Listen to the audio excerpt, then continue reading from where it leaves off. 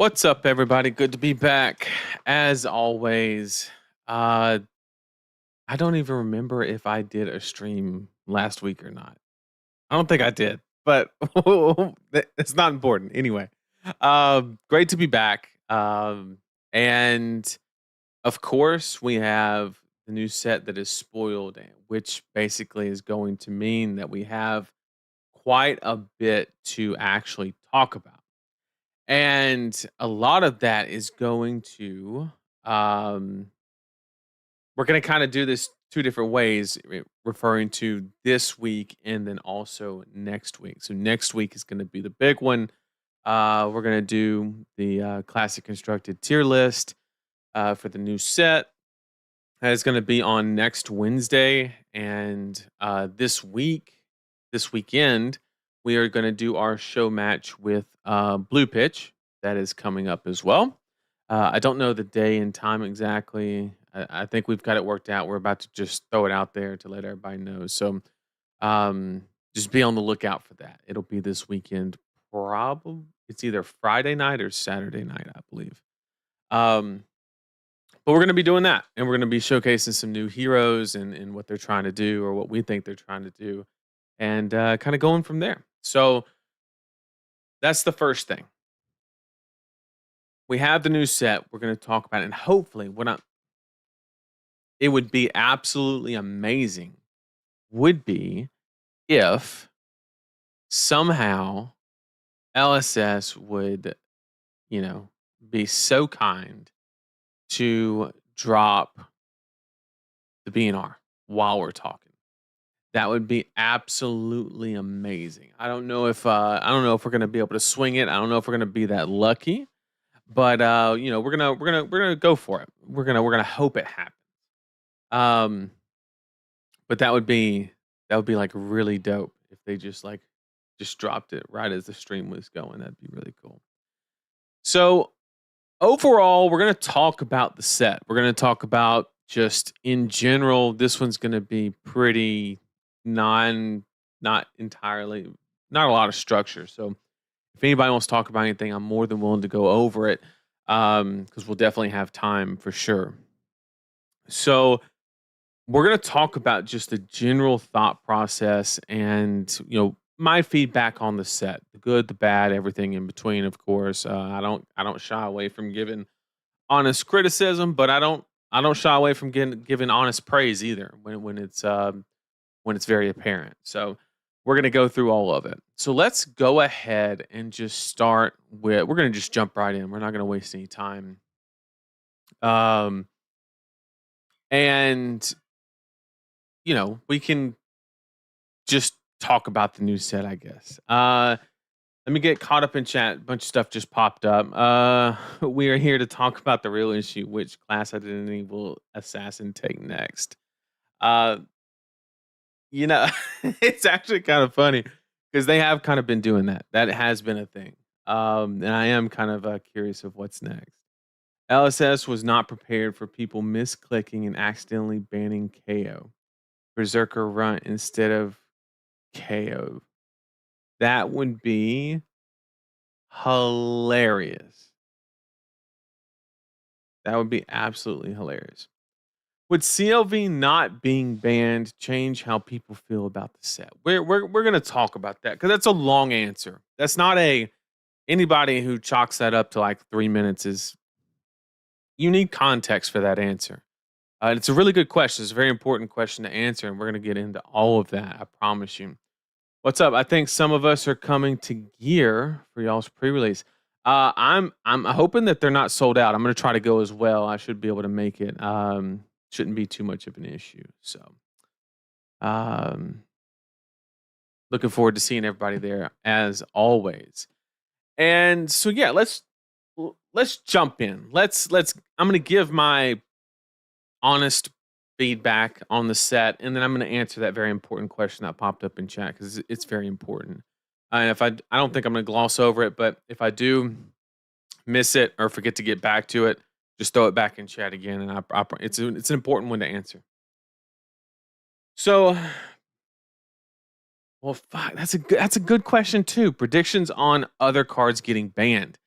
I guess that one's kind of more time sensitive because they could drop it literally any moment, depending on whether it's actually New Zealand time or US time. As far as prediction on bands, I there's a lot of stuff that would be cool, right? Like, I think Remembrance should go. That's one that so many people have talked about, and I think it's about time. Or you kind of have to do something with Victor. It just isn't gonna work with kind of what. And then on the other side of things, Reality Fractor, I think is worthy. Uh, and this is more of a, I don't know. That's more of a long story. We might actually hit that next week of why that needs to happen and why whether it does or doesn't. Um, but limiting Remembrance to one, I mean that could do it. That would be better than nothing, obviously. Um, and maybe Remembrance isn't an issue when Victor's gone, but Victor's just in too strong of a spot to be able to do nothing and then have a definitive game plan into you no matter what, right? But he also has the ability to trade back and forth.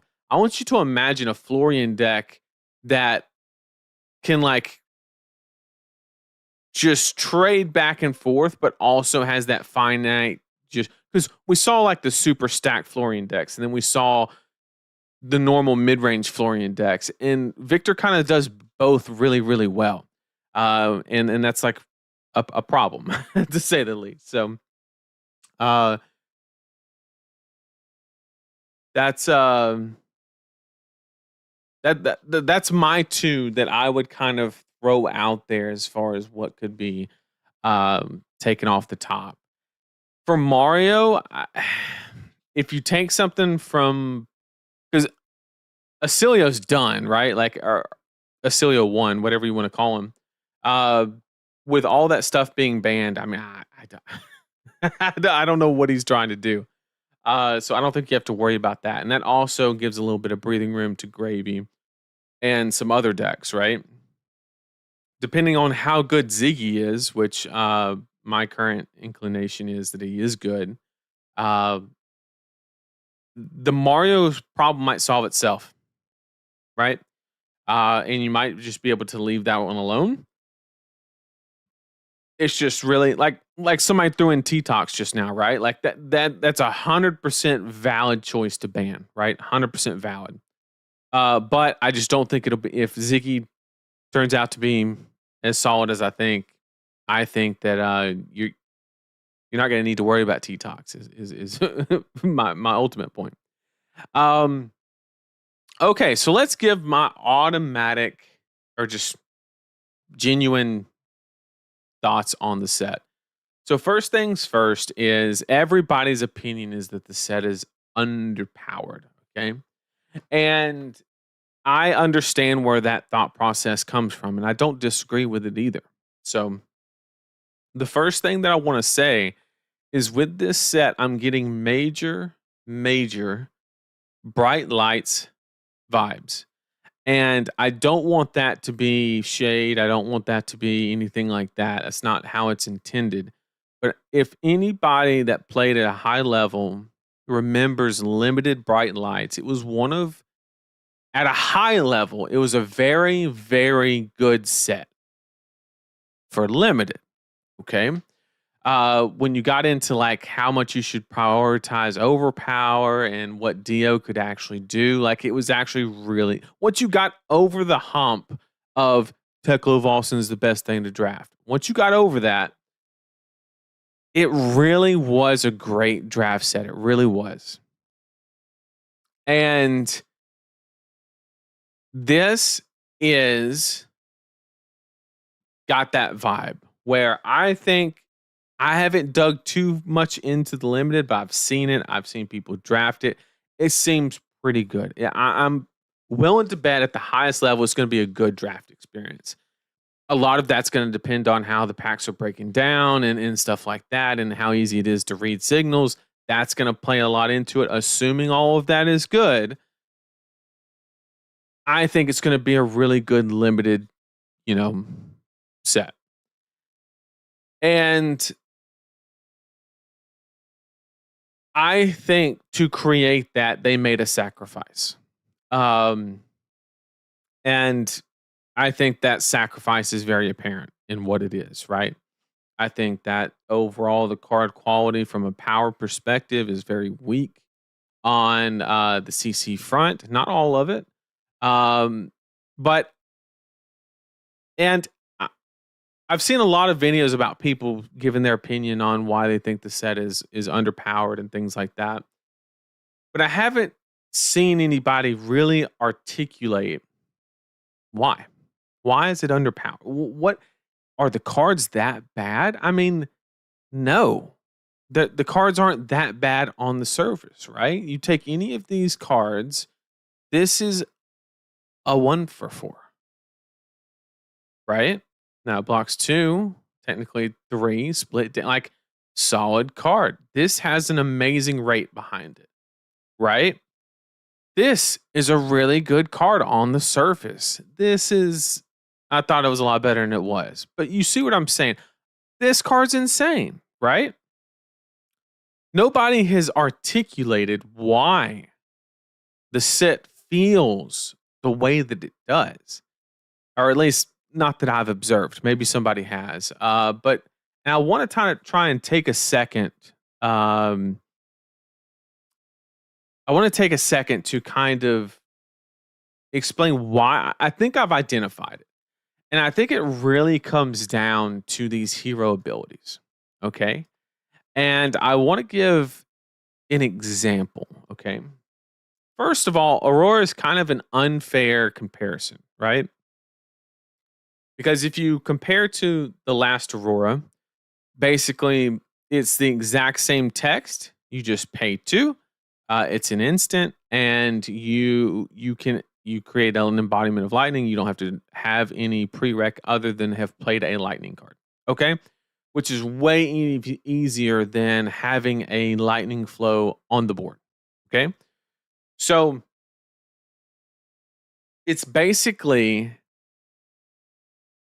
we know this is a much weaker hero ability compared to the last Aurora. That's not my point. I just want you to pretend the first one never existed.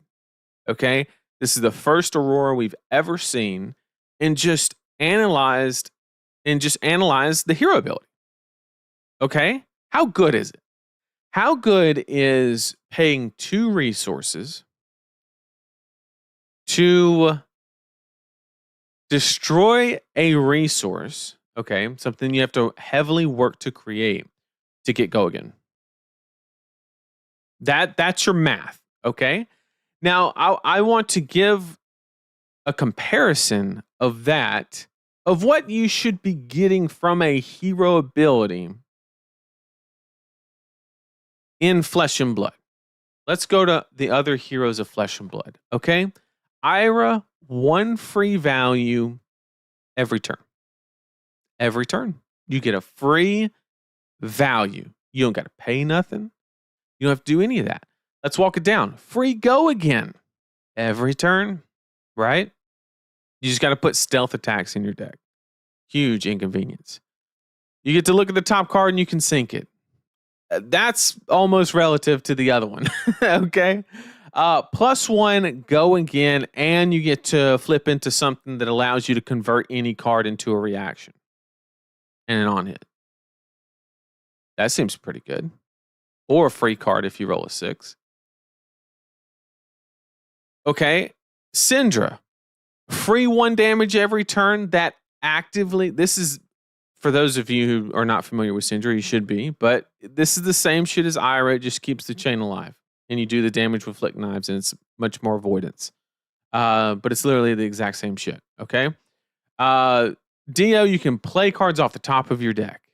You see how much value these sentences are producing? Okay, over the course of a game, you're getting 6 value on average, probably from Ira's hero ability. Marionette, you're probably getting anywhere between 6 to 8, if I just ballparking. 1 damage every turn and an occasional card draw because you keep the chain links alive, easily get up to 6 or 8 value. You're going to play at least 1 card off the top. Now you're paying here for a little bit of life, of course, but you get what I'm saying. Even some of the stuff that's not that extreme, right? Katsu, a free tutor. A free tutor. That's a good hero ability. It's hard to quantify that, but it's way better than what we just looked at. And so circling back to Aurora, I want to give you a good 1-to-1 comparison. I want you to imagine RKO's hero ability set. Instant, same price, target attack action control goes to 6, but you have to destroy a vigor token. How dog shit would this hero be if you had to come to the party with the vigor token?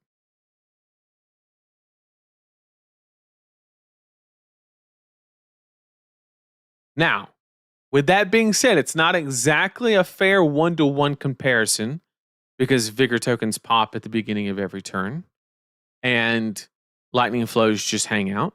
So it's not exactly a fair 1-to-1, but you get what I'm saying. Every one of these heroes you have to get, and look at Leviah. So Leviah is probably one of the only heroes here that actively has a worse hero ability. And all it says is she doesn't die to herself, right? Which is actually a pretty good hero ability considering the cards that she gets to play. And why am I saying? I'm not saying this to dunk on Aurora, okay? And first of all, it's also the exact same for Ziggy. It's the exact same. You're having to pay 2. You're having to destroy a resource to actually do it. Same thing for Brocilio, right? It's no different. The reason that I'm saying this is the viability of this hero has nothing to do with this text and everything to do with this text. Okay? The ultimate question that decides whether these heroes are viable is the card pool within Lightning and Runeblade, and the card pool within Lightning and Wizard, and the card pool within Lightning and Illusionist. Okay? Now let me explain. If you asked everybody in chat, I want everybody to throw in chat right now who they think the best hero in the set is. Out of the 3 heroes we have an option, we're talking about CC. Put it in chat right now what you think the best hero is. I know what the answer is, but I'm just curious. Or it should be. Should be an easy question. I'm gonna get while you guys are doing that, I'm going to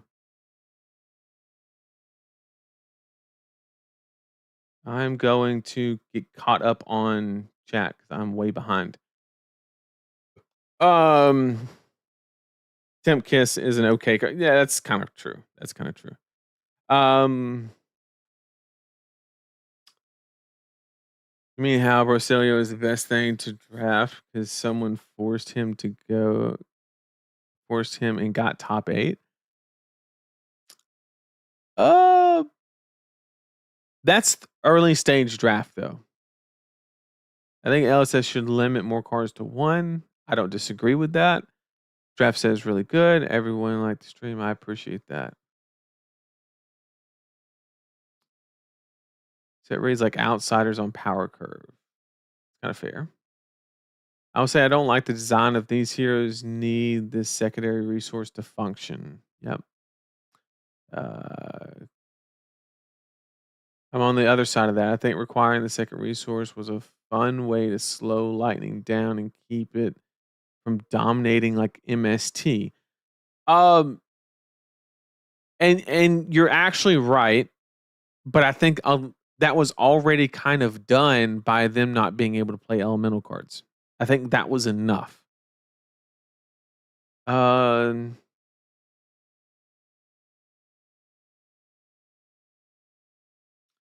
Okay. So Actually, it's across the board, and I was not expecting. I thought everybody was just gonna know. Okay, I thought everybody's just gonna know. The best hero in the set by a mile is Ziggy. That is the best hero in the set, and it's because the illusionist card pool is probably the best in Flesh and Blood, hands down. I think just blanket having access to Spectra, having access to Instant, having access to a bunch of blue block threes that actually do shit. You have just, and that's quite the ask comparing to Runeblade. Okay, and I'm not lying here. If you compared just regular illusionist to regular Runeblade, and you don't factor in any hero abilities, bro, ain't nobody mob shrilling nothing without Viscerai. Those cards are trash. And they were staples because of a hero ability. But you just compare card for card. The illusionist card pool is just 10 times better than the Runeblade. And that goes for Wizard as well. The illusionist card pool is just astronomically better. And then you have also a little bit of synergy in relation to lightning. So you have a little bit of a unique situation where you have to compare the combination of the card pools. Um, but to be honest, I think you can build a perfectly good Ziggy deck with no card that just says lightning on it. It'll say lightning illusionist, but probably be just fine not having a single lightning card. And whereas Aurora, you have to heavily, heavily lean on it. You just have to. And yeah, I think that is ultimately, and going full circle, the reason that I'm saying that is I'm saying that the hero abilities are dog shit. That's the part that feels underwhelming. And I'm not saying this hero is bad. I think Aurora is actually a pretty decent deck. It's not anything amazing, but it's serviceable, okay? But it's serviceable because of this text, not this text. It's just the fact that there's some decent go again cards in Lightning and there's some solid cards in Runeblade, and you combine those two and you get a playable deck. That is why the deck is functioning. If I don't know, if you think that this deck's really good right now, I encourage you to play against people that actually know how to kind of manage your arcane damage and like save their tunic counter for your little ping. And there's some counterplay, and I hope you win a lot of games before you run into it, but it exists. Okay.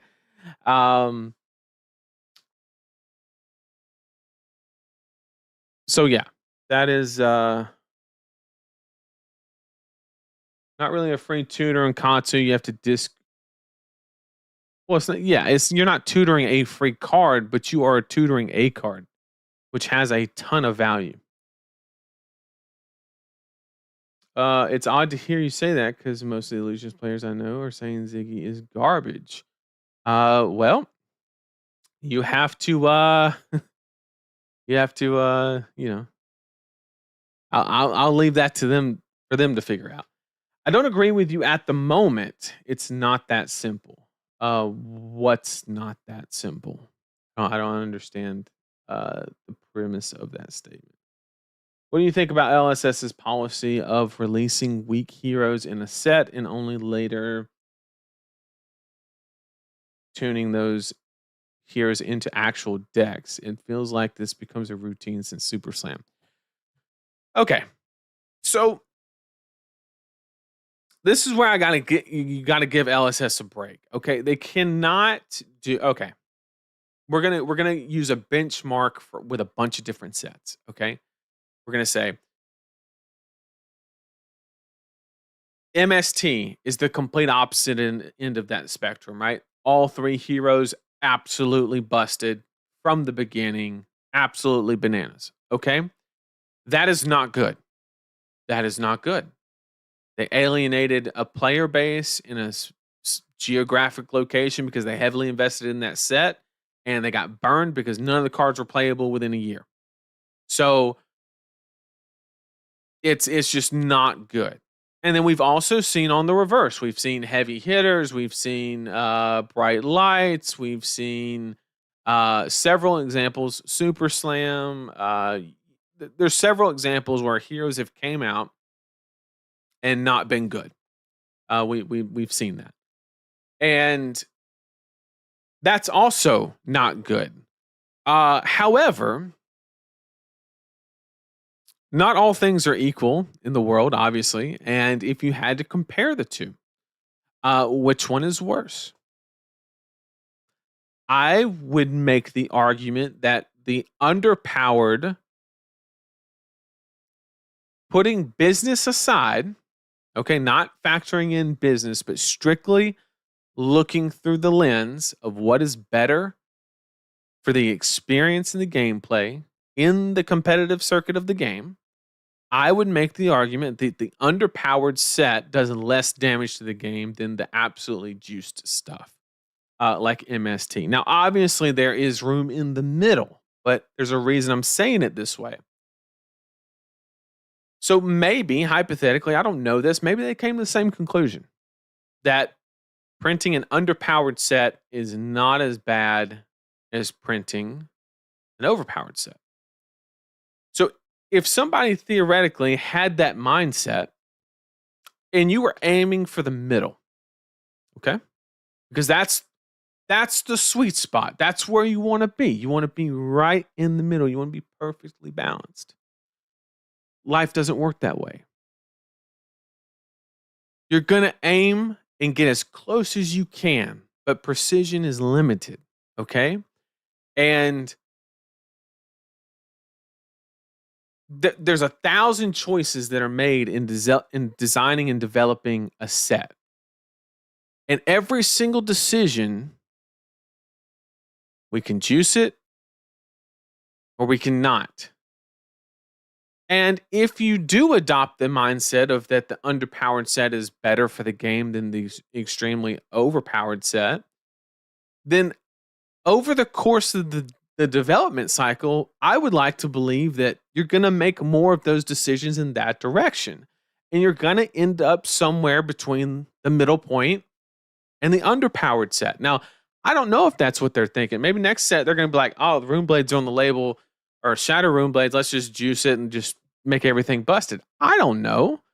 But it seems like they have been very, very intentional in where they are giving the power. I'll give you an example. Puffin, when she came out, dog shit. Marlin, dog shit. Okay? But Gravy was a new class. We hadn't had a new class in the game since Assassin. Back in what? Dynasty? Everfest? Whenever it was? It had been like 10 sets since we had gotten a new class. It had to be good. Okay? So I think the only reason we got a busted hero in High Seas was because it was a brand new class. If it was not a brand new class, I think it would have been kind of mid, to be honest. And so it seems like they're being very selective, and that's where I'm coming to the conclusion that maybe they've decided that the underpowered route is better than the overpowered. So once again, I don't know that. I could be completely out to lunch, not know what the fuck I'm talking about, but that is just, I'm just connecting some dots. Maybe it's no correlation or without causation, whatever. And you know, we're just trying to figure it out. Let me get caught up in the chat as well. I mean, using the card pool is also tied to the weapon. Yes. And these weapons are also not that great. that is another part of it.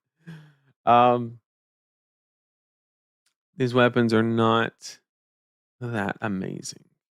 And I'll explain why Scorpio is not that. I'll explain it right now. Okay. You take any card in Flesh and Blood, okay? Because everybody looks at this card and they're like, oh man, it's like 1, maybe 2 free damage. Doesn't cost anything but an action point. It's bananas, okay? Let me tell you why that thought process is wrong. Take any card in Flesh and Blood. Think of a card that has Go Again.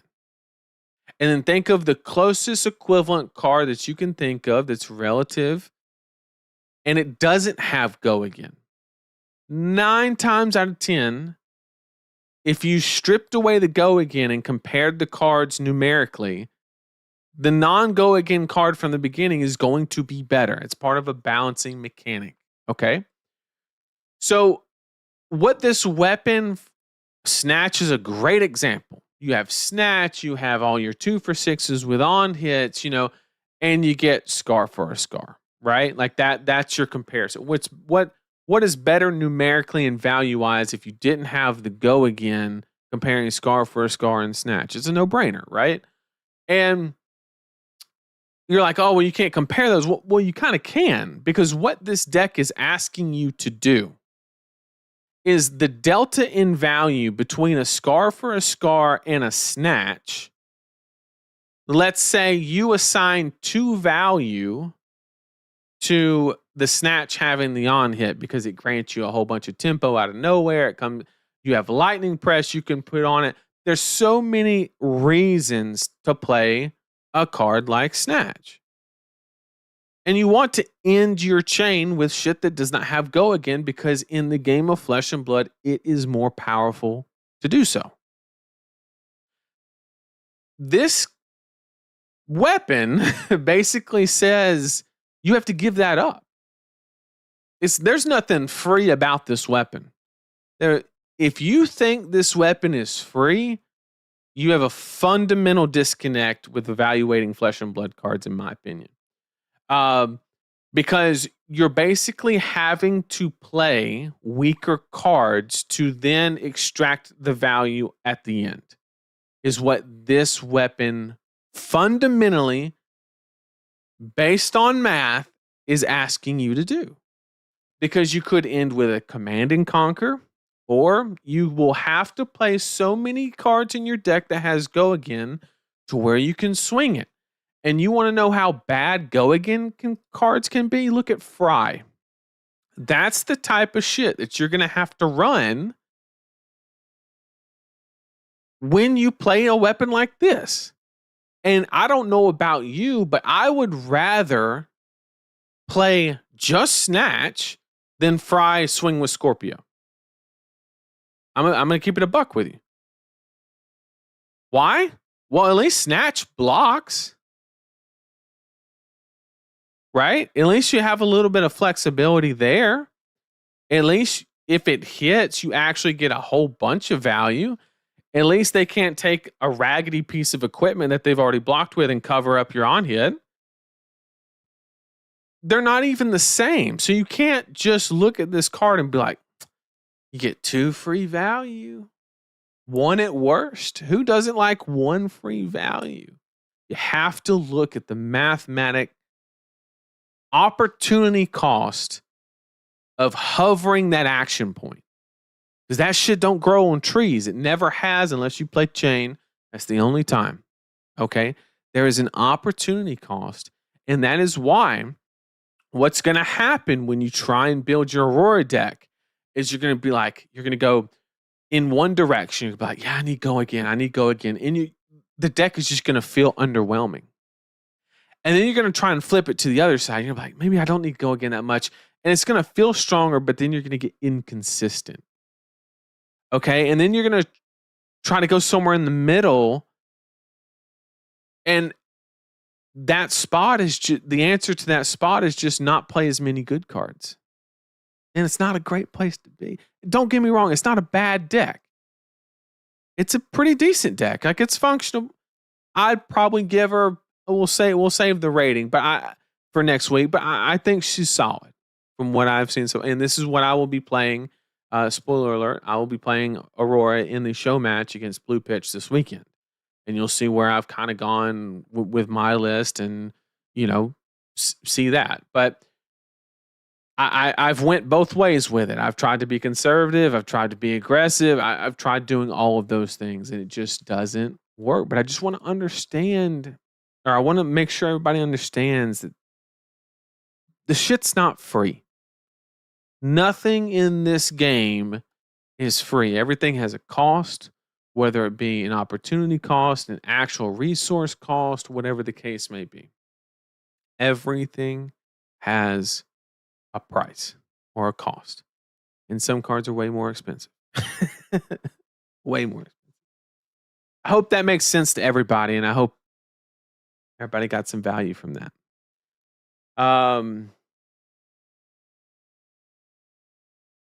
Break that I'm giving LSS is that I'm just not giving them money until a hero is good. And that's what you exactly should do.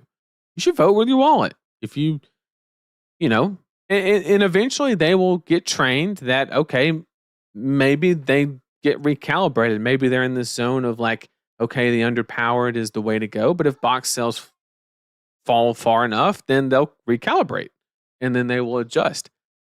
That's the best thing we can always do is give feedback. And the best feedback you can give is spend money or don't.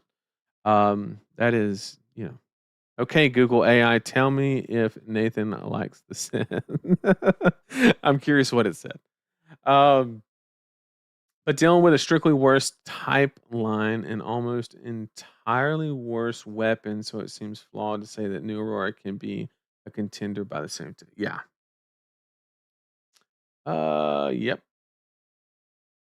The issue is too many low power sets in a row. That is true. That is a fair point. And maybe they just need to like rotate. Good, mid, good, mid, good, mid, that kind of thing. Let me get caught up in chat. We don't have any relevant data yet to say what's the best hero of the set yet. Yes, you are correct. There has been no constructed events. I am just taking my analysis of the card pool and giving an opinion. I'm not saying I'm right. But I would also say that you saying I'm not right is the exact same thing. It's just speculation. And I'm at least presenting, a thought process, if you will. And to be honest, you pull up the receipts. I don't want to say that I'm ever, spot on or anything like that, but I'm usually pretty decent. I'd like to say I'm decent. I said Gravy was good. I didn't say I was going to be good with him. I just said Gravy was going to be good, and, well, he was damn good. I think the power level of Hunted is okay. Yeah, Hunted was fine. They came to the wrong conclusion because what matters is sales, and Misfell sold out at my LGS, but Bright Lights never did. Yeah, but then on the flip side, it caused, in my opinion, damage that cannot be undone. MST was a huge project to launch in Japan and that market. And those people heavily invested in that set. And I get the fact that the cards were not playable in a year. I don't have a data chart to show you to prove it. I don't have any of that. But I can promise you that it stunted the growth in that region. I can guarantee you they either lost players or people that were already kind of on the fence about giving it a shot. Once somebody told them, yeah, I bought these cards literally 10 months ago and can't play any of them. I guarantee you it spooked some people. I guarantee you there's way too much competition in Japan for TCGs.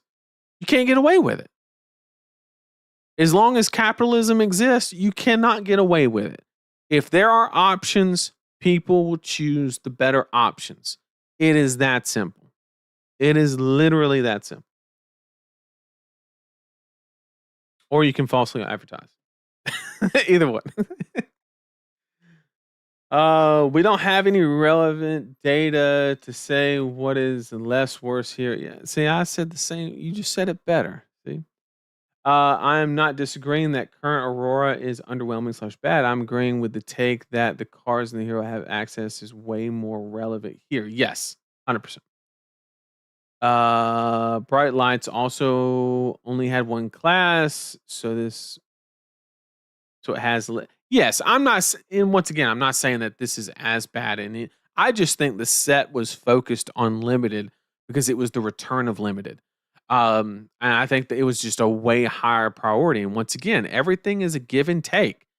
If you're going to put a lot of your energy into every minute you spend on the limited section of this set is a minute you take away from the CC section if it's even done that way. I'm just saying that the more attention you give in one section, you're going to lack in the other.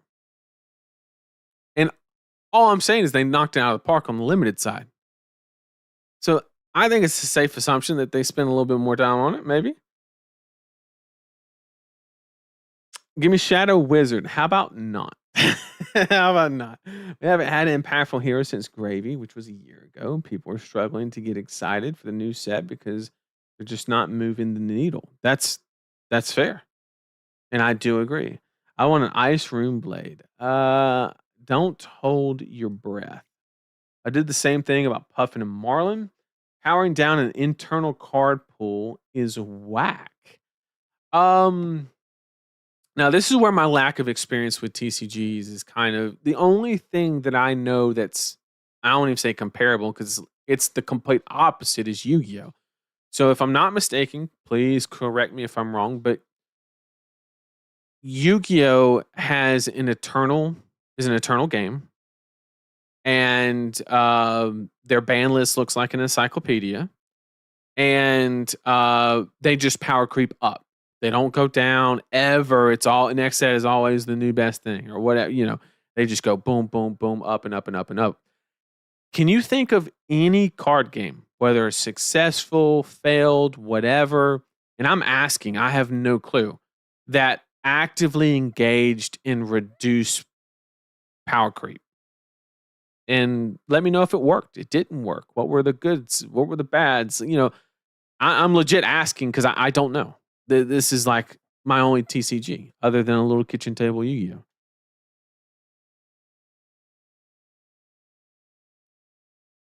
Puffin on release felt better than these new heroes. Honestly, you know what? I don't know about that. Now I 100% agree with you. I think you might be getting new Puffin confused. When Puffin came out, she was not good, like at all. And I think Aurora and Ziggy are both bad. Brocilio is the one I know the least about. But yeah, don't know. This set has convinced me Taylor is right. We need rotation. Well, it's very dangerous saying Taylor is right, but the argument makes sense. I don't know what I'm not even going to try to speculate what the right answer is here because once again, I'm outside my wheelhouse. And anytime I'm talking, I am not afraid to admit when I have no business even kind of suggesting something because I just don't know. And that is I don't know how. Sure, I could spend weeks studying the ebb and flow of standard and all these different formats in Magic and how people took to it, didn't, but there's people out there that have lived through that for 20 years. Listen to them on that. I can't recreate that by watching a couple videos, right? And if anything, I've just seen you those videos. So I don't know if rotation is the answer. I can't even begin to speculate because I simply don't understand the impact. And I'm not going to sit here and pretend like I do. I will say the one part that is very low hanging fruit is I don't think a rotating game and a class identity game can exist. I think it's incompatible. I think that this game relies so heavily on that connection to a class, to a hero, whatever the case may be. It works in a game like Magic because no matter what, every set, you're probably going to be able to build a green deck, a white deck, a red deck, or at least get more than one majestic, toward that color or class or whatever, you actually get like I don't know how big Magic sets are, but I guess for each color you probably get what 30, 40 cards maybe for each color. And then every Magic deck I've ever seen just about was dual colored. So really every set, no matter what color combination your main deck is in whatever format, you're getting at least the opportunity to look through 80 cards. At least, no matter what you play. If you play Brute and the Brutes get rotated out, you're fucked, right? Or maybe they rotate all of them out except for Tough Nut, and then I'm going to have a blast, but I don't know about all of you. So that's kind of my thought process. But to be honest, I can't really talk to rotation. I can hit the low-hanging fruit, but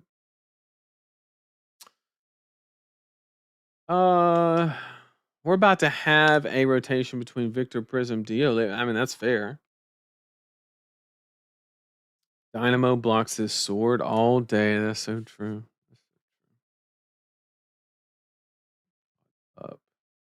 You guys are killing it in chat, by the way. What up, Damien? What up? Vote with your wallet. That's right. Too bad your boy Tough Nut is dirt tier this set. Actually, hear me out. Okay. Hear me out. See all these cards at the bottom, what they say? Ward. Okay. And I said this hero is kind of good. Okay. Let's scoot on over here and let's look at Rock.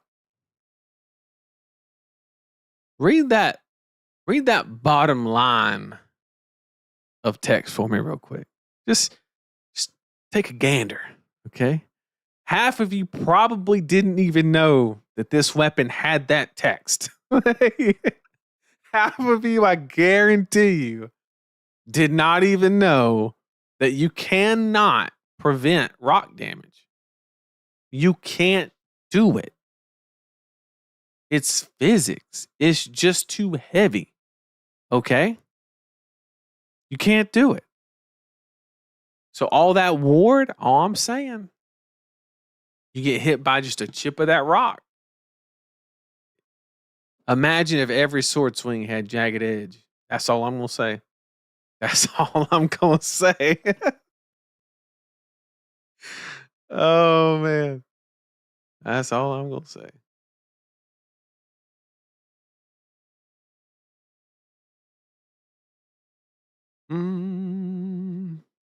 Where was I?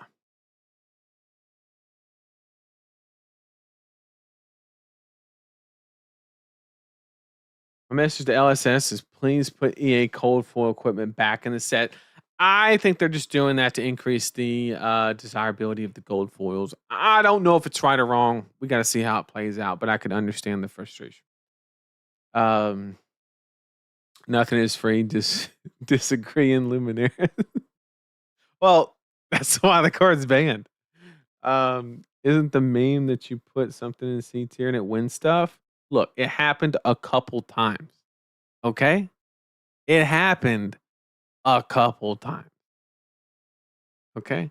And the one time Rhea clapped back, okay?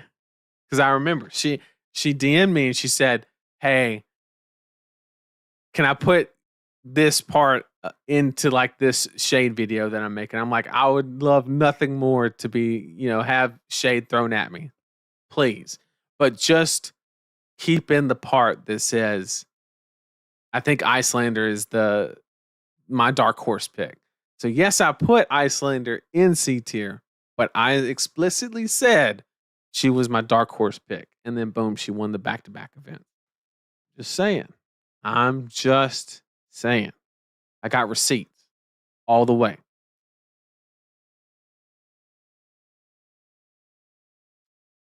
Then why do new heroes need to have point 0.5 LL points in the set is so people are human, and sometimes it's more important to show that you are doing something about it rather than.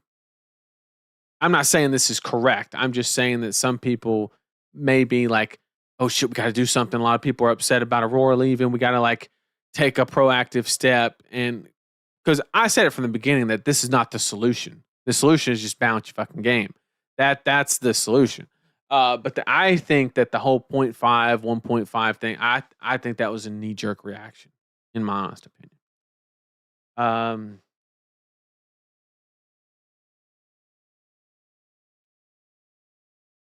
what build of Ziggy? We're gonna get into that during the tier list next week. Omens isn't overtuned because it's not trying to build a market in a new territory. Fair.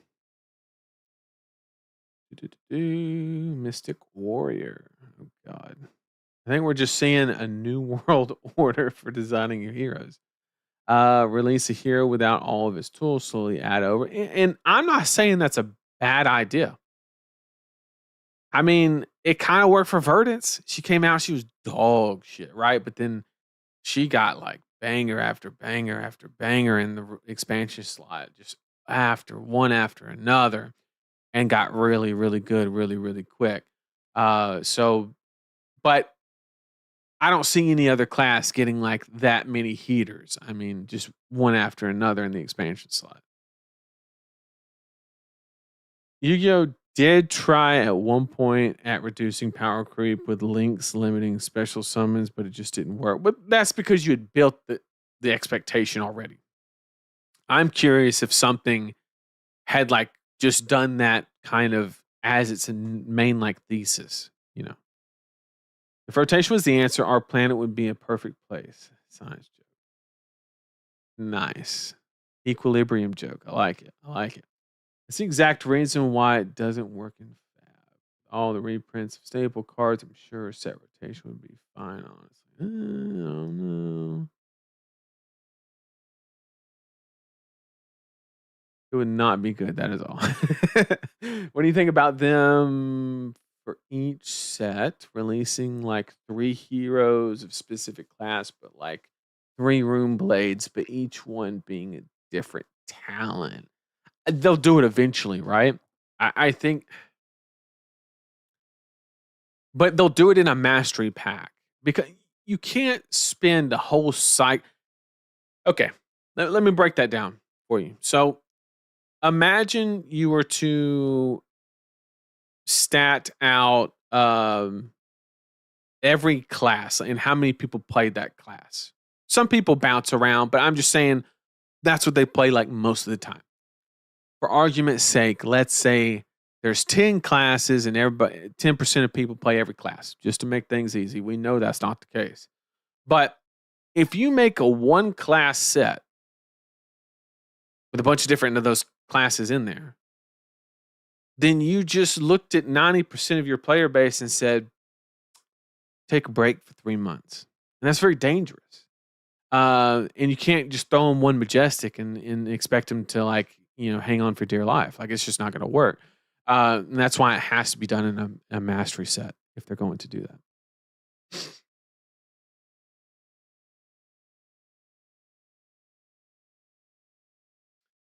Tough Nut could have saved us from Enigma. You heard it here first. I'm just saying, nobody just took the time.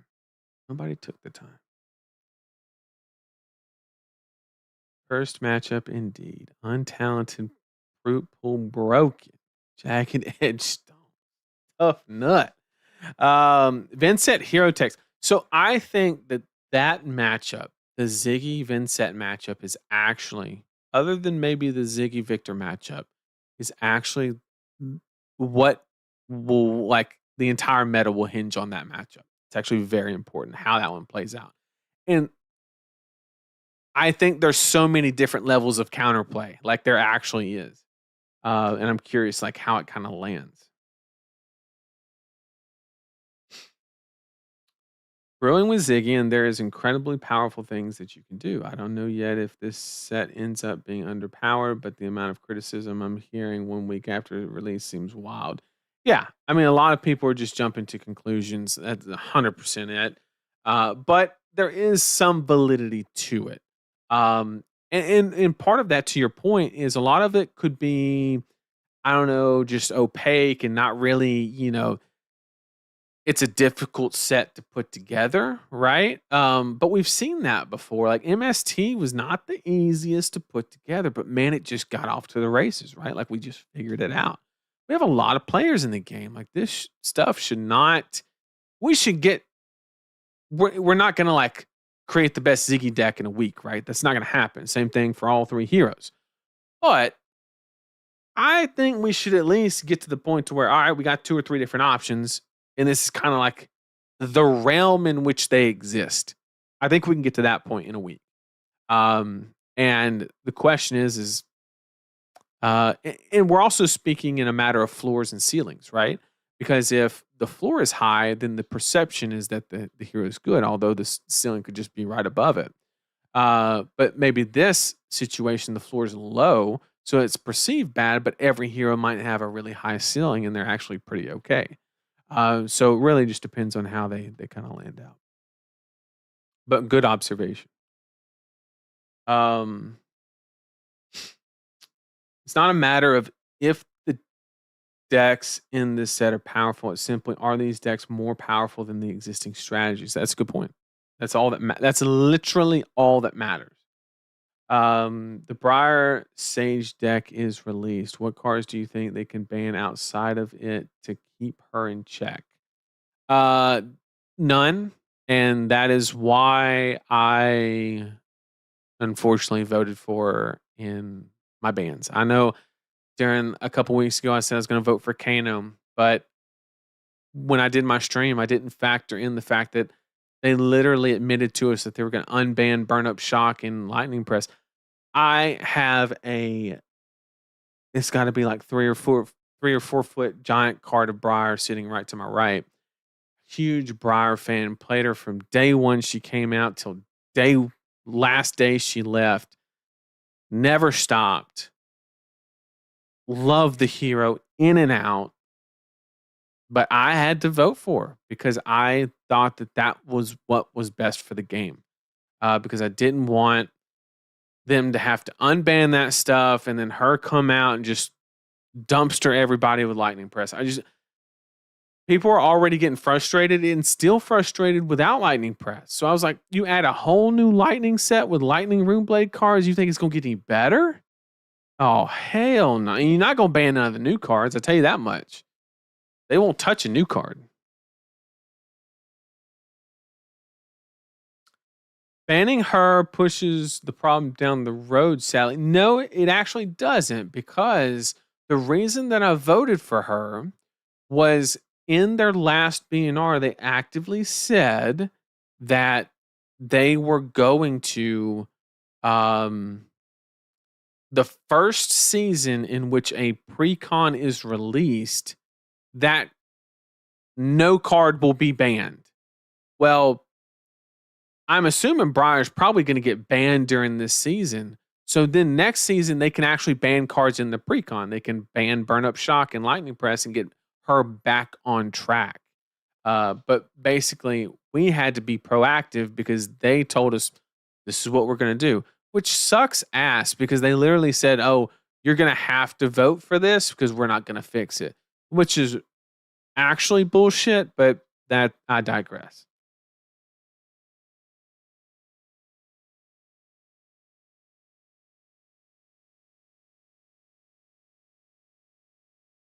IAR, it's all Rune Blades, bro. I cannot wait. Next set will be best set ever. Better than Crucible, better than Everfest, all of it. Best set. 7 fucking rune chance? Are you kidding me? Oh my God. They fucked up. They fucked up. You can't give somebody 7 rune chance. That's insane. But in all seriousness, like, It looks dope. It looks like they're trying stuff out of the box. 36 health or 33, whatever the fuck it was. Non-class talent only young here. Like that's bananas. But they're like being creative. It's actually dope.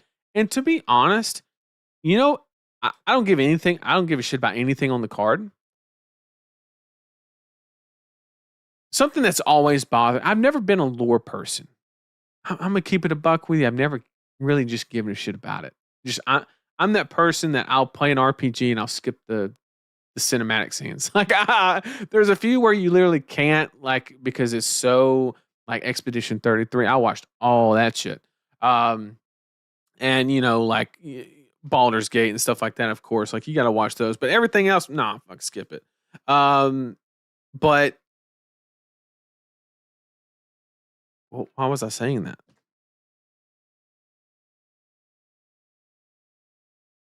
Oh, the, what was so cool is this whole time in Flesh and Blood and the lore.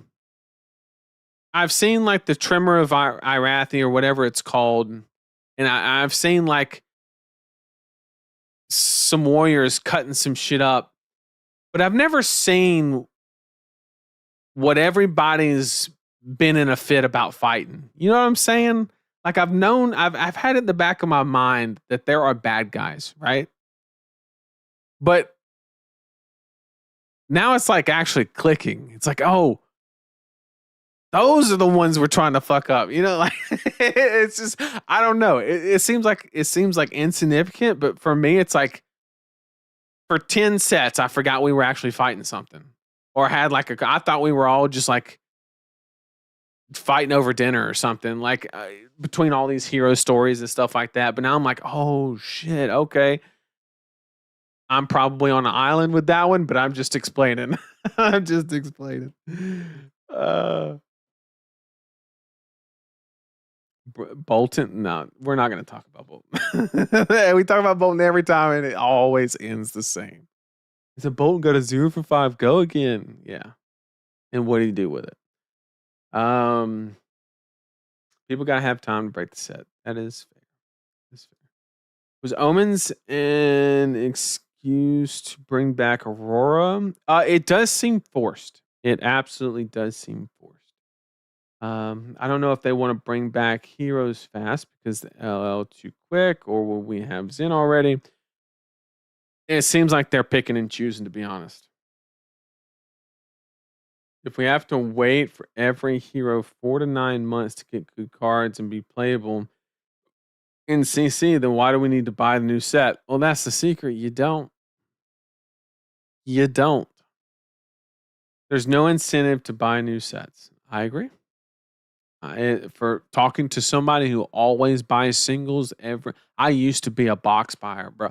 I swear to you, I think, I'm not exaggerating, I probably opened, it had to be 25, 30 boxes of Tales of Aria. Had to have. Had to have.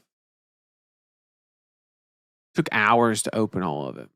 Everfest, not as bad, but like 3, 4 cases. A good 12, 16, something like that. Like I used to buy the last box that I actually bought.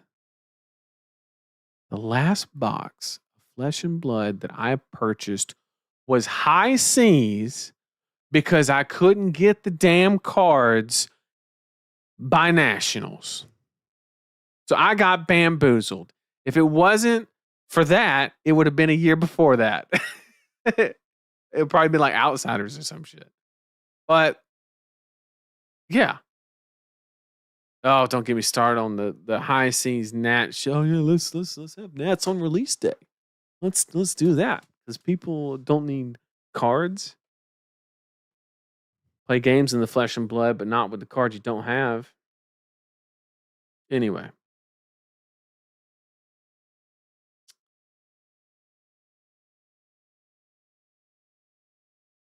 I think it's crazy. Aurora got fast, but been like 5 years later.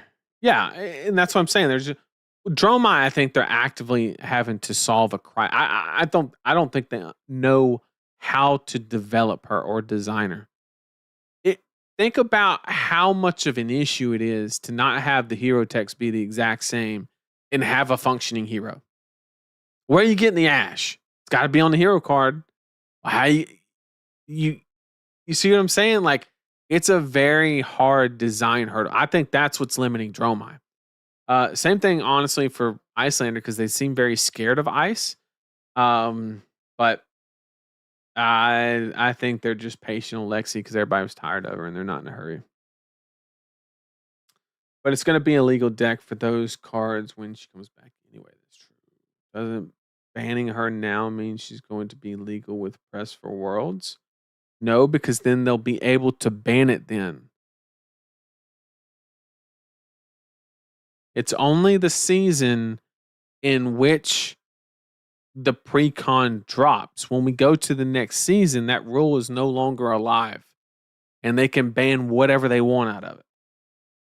Good evening, Nathan. Did you check out the new rules reprise? If you're referring to the attacks in queue thing, yes, I did. If there's another one, no. And if the hero is benched, that moves. Oh, shit. No, it doesn't say that. No, oh, shit. Please tell me it doesn't say that. There's no way it doesn't say that. There's no shot. There's no way. I know you can't ban the hero again, but you can damn sure ban the cards in it. I bet.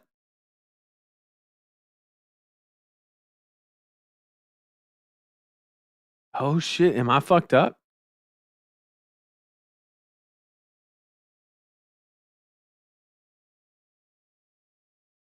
If I remember correctly, when people ignore bonds at first, was Zen right? I don't know if there's been much discussion about this card, but I feel like fractal replication could be similar in Z. Fractal's pretty good. Pretty good. I did not interpret them saying it that way. I read it as whatever this season is, Omen season, no bans during precons. The cards in the precons. After that, you can ban whatever you want. LSS is doing everything in their power to ruin Sage as punishment for us not liking it. I don't know about that. No, LSS ruined LL, but not removing Starvo and Chain. That's actually kind of accurate, probably.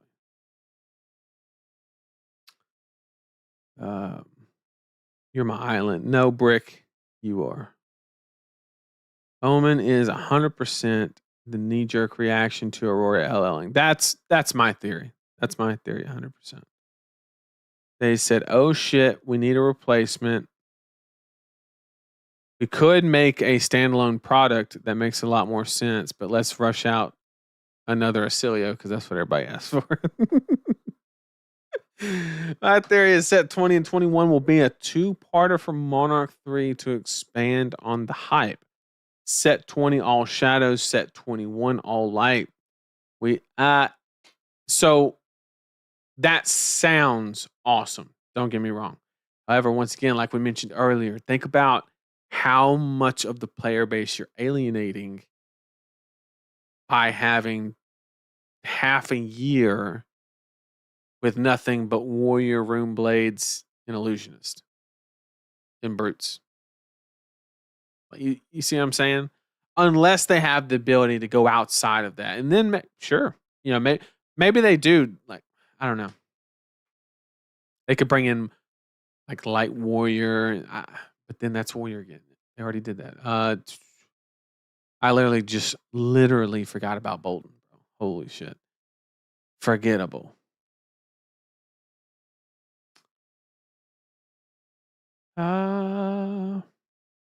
The fact that most sets are not worth it to open is why fab boxes go to zero and players balk at buying an MSRP in the game. I think it's just because the value of a card is strictly determined by how meta it is, right? And at the beginning, boxes sell for a decent amount because nobody knows what the meta is. But once the meta is solved, you know exactly what you need to buy. Therefore, you have no need to open a box, I guess, is my thought process. Bolton Breaker of Bangs. That's what I'm talking about. So I've been watching the video 7 minutes behind. I'm scared of ice. Everybody is. Refresh the article page. Oh, no. We got a ban. We got a BNR? Please. Nope. Yep. Here's the.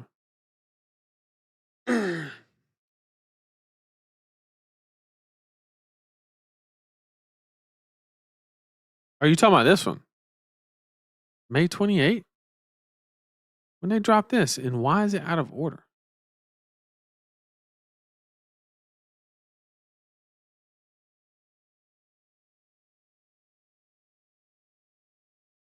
Oh, shit.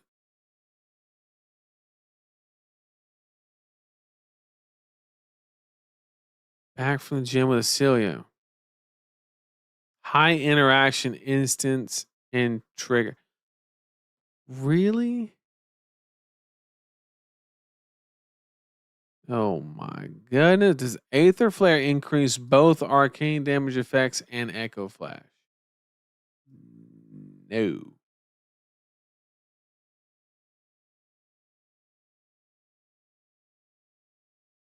Ziggy banish a lightning aura token, return it to the token cease to exist when they leave.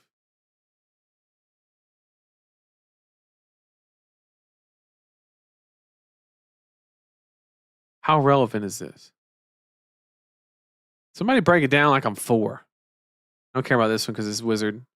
Don't care about this one because it's wizard. Okay, this is important. Consider creating or stealing gold. No, creating and stealing are specifically effects that come from resolving. Okay, so it's even worse. Got it. Cool. If I hit with infiltrate and banish gold, can I play it as a no or an instant? No, that'd be sick. Oh, that'd be nasty. No, because it has to be played from Arsenal. Yeah, that's easy. Well, quick dodge flexors, trigger fragment. Oh, it doesn't. That's good to know. That's good to know. Can I activate quick dodge flexors when evasive? Yes. Can't be because it just goes onto the chain. It's technically not defending. Yeah, yeah. If I activate forward to Anaheim, can I return? Yes. Josh made a video on this. Okay, cool. We did it. Did it. Now we're just waiting on the good old BNR. Back to chat. Back to chat.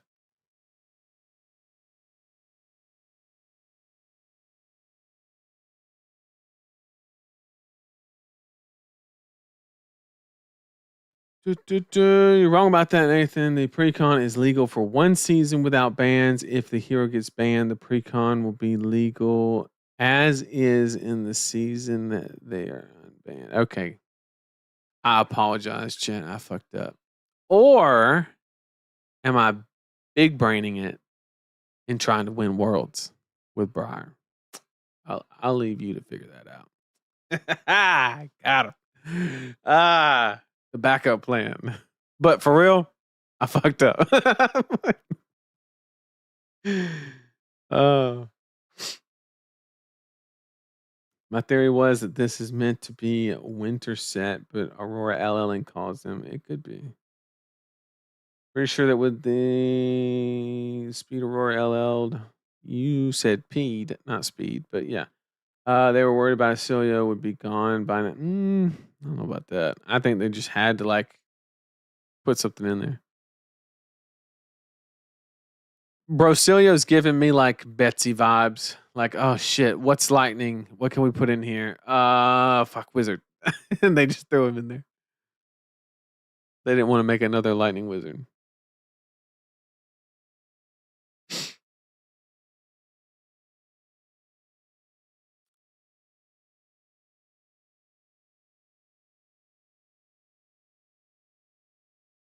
Ours will be unbanned in that hero's next season.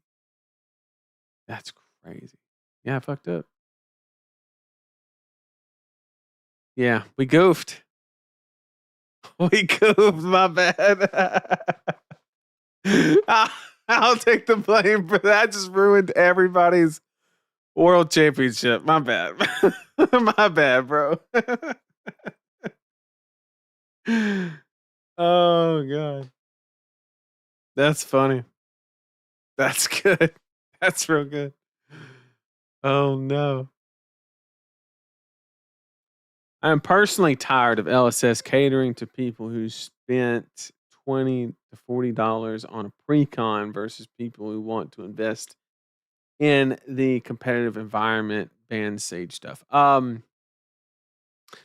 like your thought process, and they're actually not.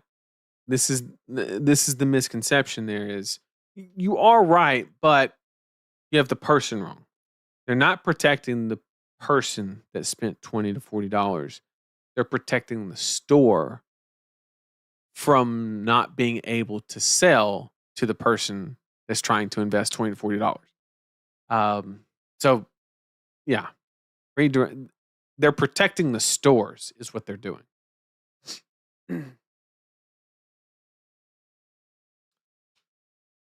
Articles are in order of last edited, so some may have small edits in them. Oh, you're telling me they edited all these since May 28th? What? Does that mean? Hold up.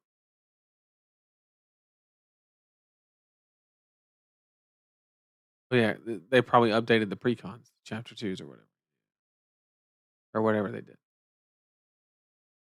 That's fair. It's good to know.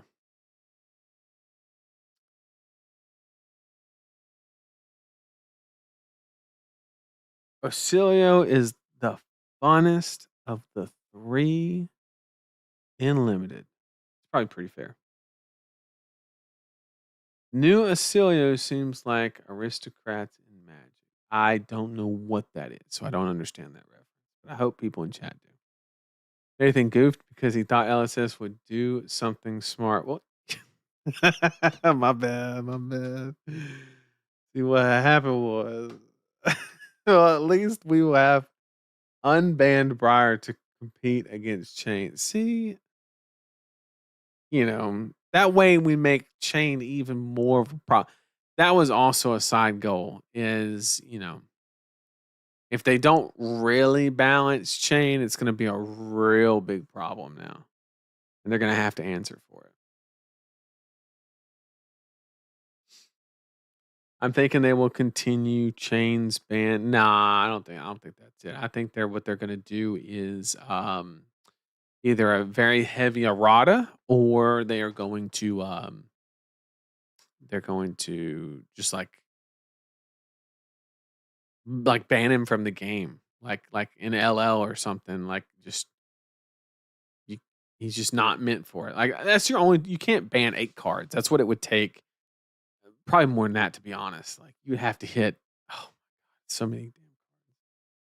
Just the fact that you can like literally activate Chain, Shrill, Reaping Blade. That right there is a 2-card 10.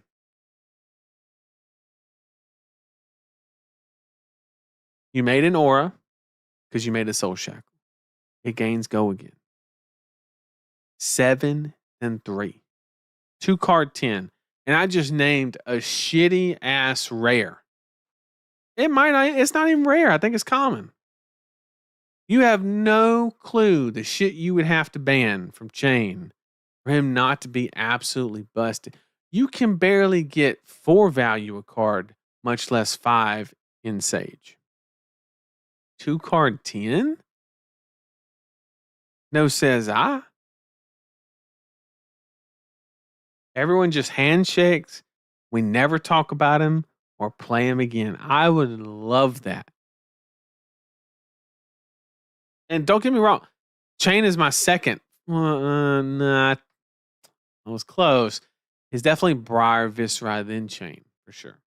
Um, but is BNR tonight? To be honest, if I'm being 100% honest with you, I am slightly delaying a little bit, kind of trying to slow stuff down, hoping that it populates so we can get to it. So we're going to hang out and hope it just drops and then we can go straight into it. Um, Almost like it was like lined up and we lobbied for it. But no, we don't know if that's going to happen. We don't know if it's going to drop now or in the morning. We have no clue.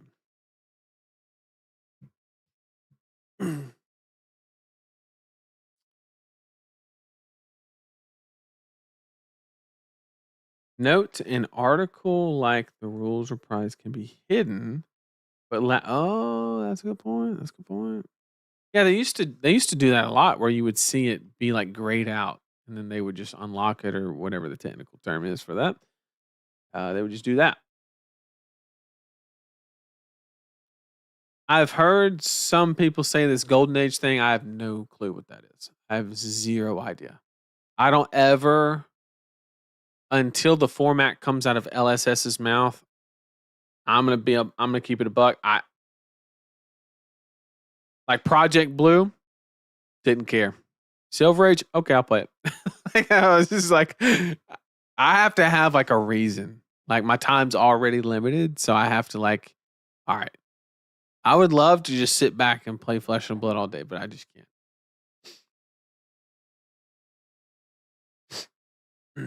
Job, wife, kids, all that, all the good stuff.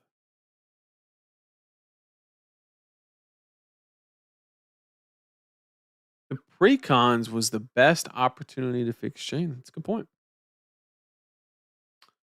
We could just start another stream. We could, or we could just hang out and talk about this stuff. What's your current leaning for CC right now for high competition? Are you saying like what I think is good or like what I am playing? Um,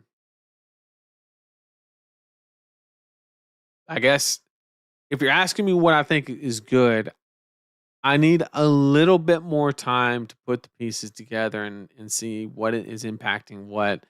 And the CC tier list will be done during next week, Wednesday's stream. And that's where I'll lay it all out. But in regards to what I'm playing, I am kind of waiting for that analysis, right? I do have to figure out what is good. As far as what I enjoy playing, I love playing Tough Nut. Holy shit, it's such a fun deck. But to be honest, Tough Nut is like probably B tier at best. Like even with the rock effect, it's just not enough for the meta. So from a competitive viability aspect, I'm probably I'm ashamed to say it, probably looking at Victor. I mean, it just has the most comprehensive uh, toolkit. But of course, all of that could change during the BNR. We don't know. And typically, when the general consensus is that the meta is stale, which it is a little bit, and the only thing that we know for sure that is changing is Acilio is dropping like a rock. Like he was on the top of the meta, and now I would be shocked if Acilio, the first Acilio, was like C tier. He's going to be like low without Volzar, low. Okay, so I just don't know like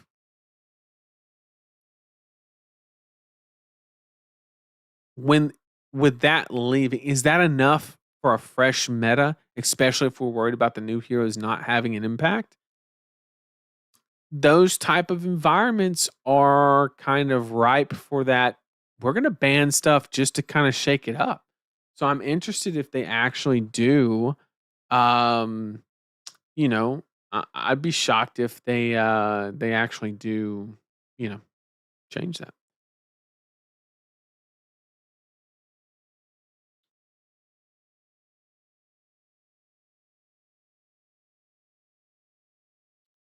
LSS could just create an ascended tier, which is like mega LL from all form. Yeah, I mean something. I mean just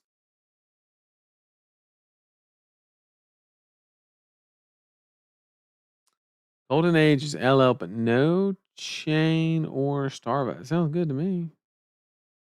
Hit up good old Taylor Crawford, the old better half. What am I playing? I'm playing Tough Nut for fun, and I'm spending a lot of time on draft right now.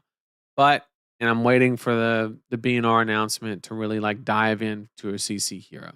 But right now, where things stand, I mean, I'll probably play Victor to be honest with you. I expect Log Betsy at S tier. Uh, so it's good. It's really good. I don't think it's S tier, but it's good. I'm picking up what you're putting down. And somebody's gonna top with it. But I don't think it's S tier. I think that's a little but once again, I need another week. I need to see the BNR.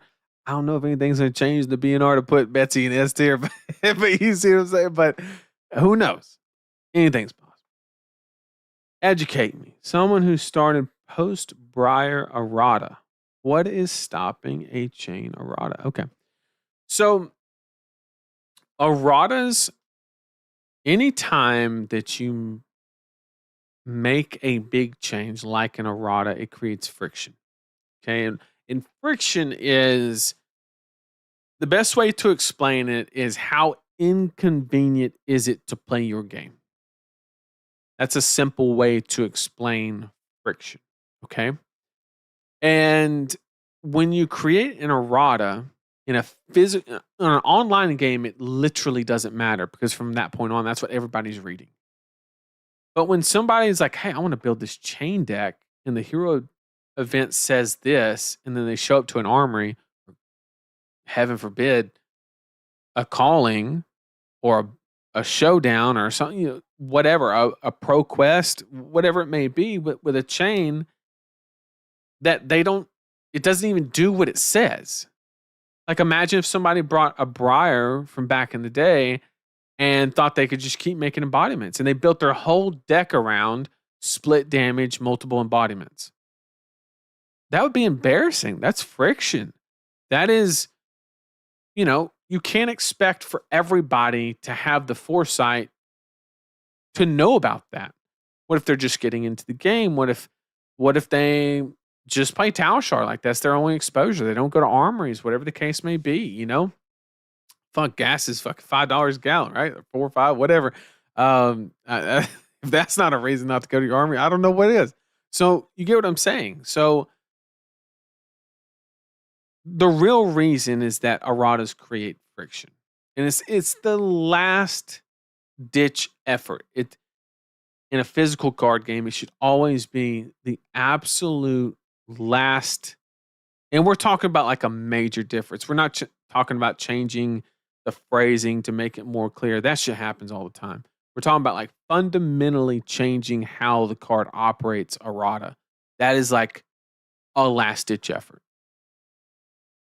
which we saw in Briar. You couldn't ban enough cards to make you'd have to ban Go Again for the Briar ability not to be busted from pre-errata. So they realized that they had to do it. And that's what they did. To be honest, what they fucked up was the hero ability should have said, it should have stayed the same. You make a bunch of embodiments, but it doesn't say just attack action card. It says elemental or lightning attack action card. And then what you do then is you restrict the card pool and you can't just go rabble, rabble, rabble.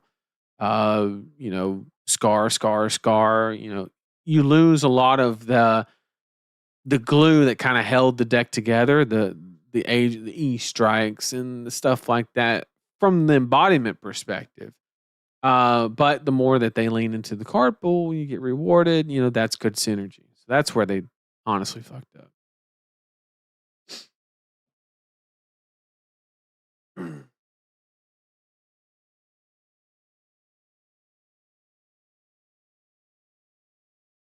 Think they'll ban Remembrance? I hope.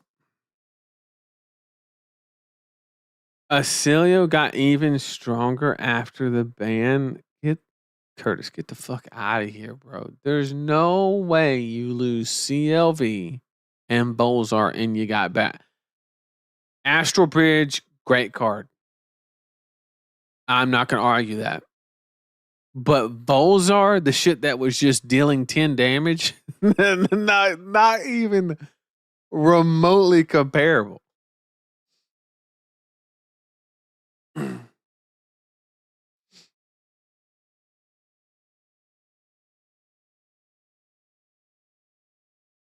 Betsy has been a hella fun deck with Log. Actually feels powerful. It is good.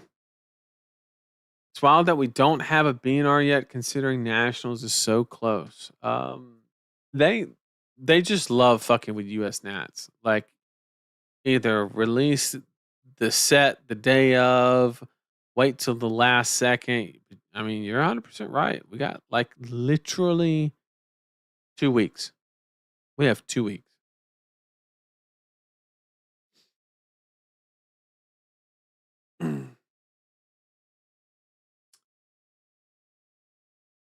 I'll never actually play Betsy. Don't want to stare at just a regular Walmart shopper for my hero. No shot. Ah! That's actually inaccurate because she doesn't have pajama pants on. That was a good one. I'll answer that for you. LSS chain has an easy way to errata them. Change Soul Shackle token somehow. And that, once again, that could be the answer, right? Is you just fundamentally change Soul Shackle. I don't know how you do that, but it literally just says banish the top card. Like, there's no way to scale that. You'd have to like rewrite the whole thing, and I don't know. I feel like that's the same thing as changing the hero, because the only time you ever make a Soul Shackle is by activating chain. Same thing.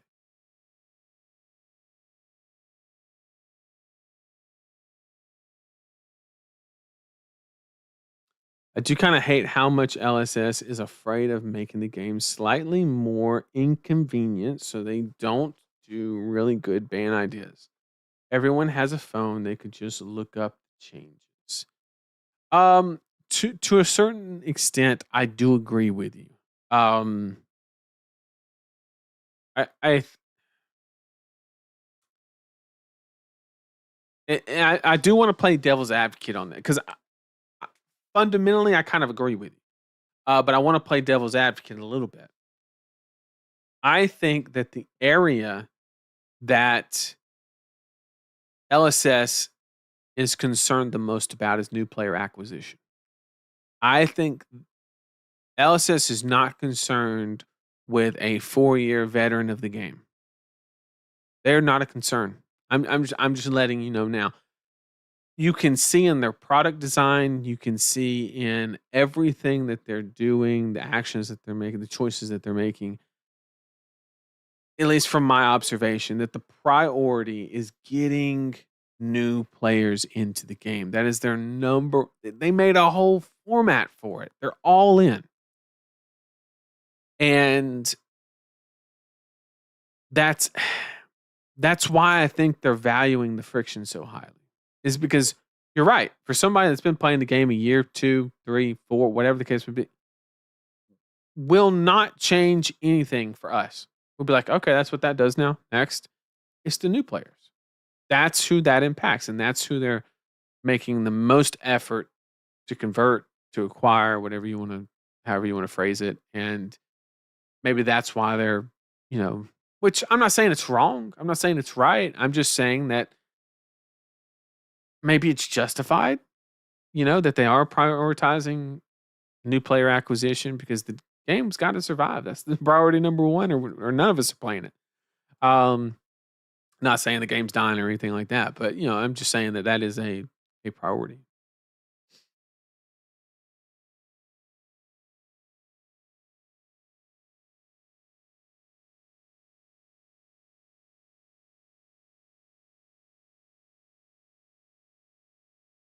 I still really like the idea of just making new chain, making his hero ability have cost one play. Yeah, I've read that, and I think it's a good idea.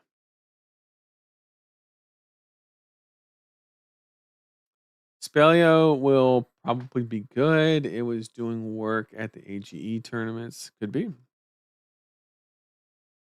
100% LSS will find a way to spike US Nats. I'm telling you. I'm telling you.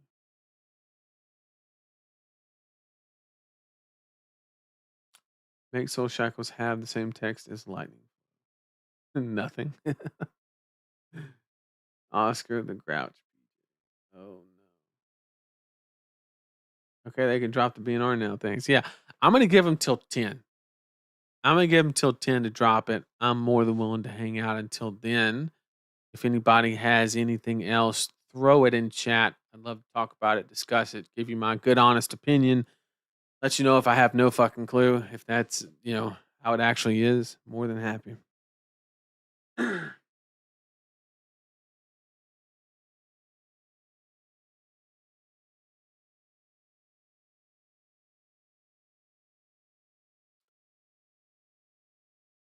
I play in an armory with a ton of new/casual players. We have a dedicated UPF week for armory. That sounds awesome. Nathan just made an ins. Bro, I can't read that word. I'm from Alabama, bro. I'm a victim of the Alabama education system. You can't be throwing words at me like that. About a dev talk happening. That would be kind of dope. Dev talk would go hard. It's so hard getting new players with Riftbound eating their lunch. I made that. I made that stream. I said, Riftbound was going to be the best or worst thing to ever happen to Flesh and Blood. Either they adapt, you know, get a little fire under them because they realize that they got to actually start doing some stuff, or they just stick to their, not innovate, things like that.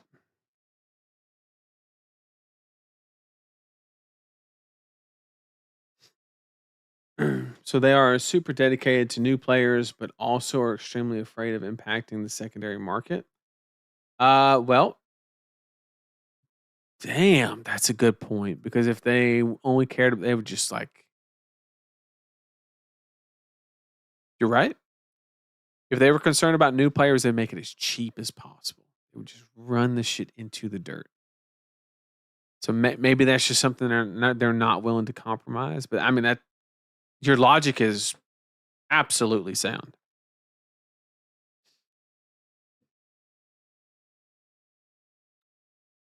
They need to care about the secondary market.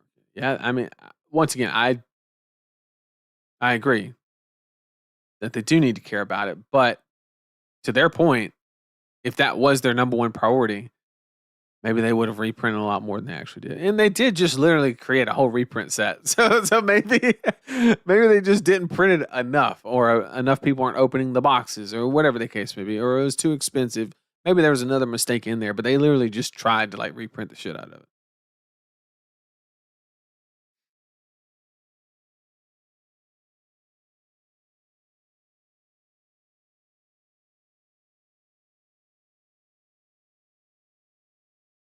Why no max support? You just got an armory deck, bro. You have everything you need, don't you? You got a wrench. It's hard to attract new players when the cost of just building a competitive deck at first is super high. I agree.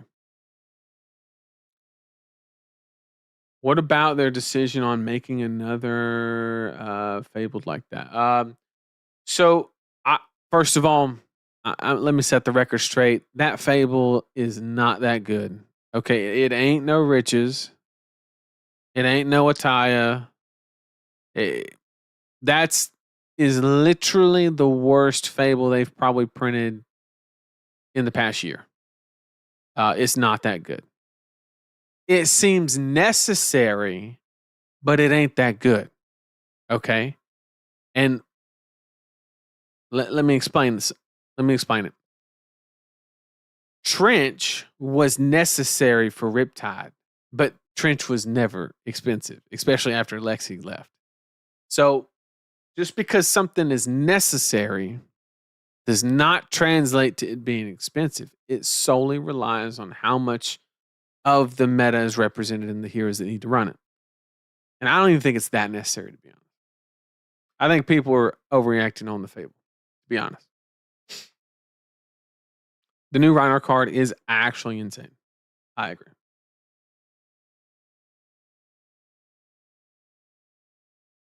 What do you think about the new gold item in Gravy? I've heard it's pretty bad,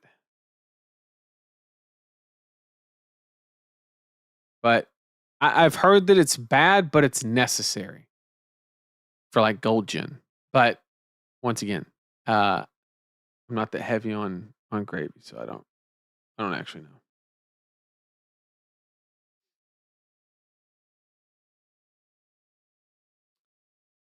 I think the most important thing I ever saw on a Fab stream was from you, where you told the stream they will never ban Codex because it's too expensive. Well, they didn't do it. Didn't do it. And just to prove it right, as soon as no hero could play Crown of Shades, they banned it. Just to prove that while something's playable and expensive, they won't ban it. Make Soul Shackles cost 1 and then make it go bye-bye at the end of the turn. Something like that. Something's got to go. Chain it. Yeah. You lose the secondary market, people won't buy product if it's not worth it. That's correct. Well, if secondary market is shit, how do I explain it? That's not entirely correct, right? Pokemon is a great example. Pokemon technically has a competitive scene. It's mostly collectors, but they have a decent like competitive scene, and you can build a meta deck for $30, right? So there is a system that works, but you have to find that line. They have a massive IP. It's not a comparison, but what I'm saying is there is a system that does work with shit being dirt cheap. Errata of Soul Shackle tokens might incur as little friction as possible, but they need. See, I think it's kind of the same thing, but that might just be me. I'm willing to eat that one. It may just be me, but it seems like the same thing.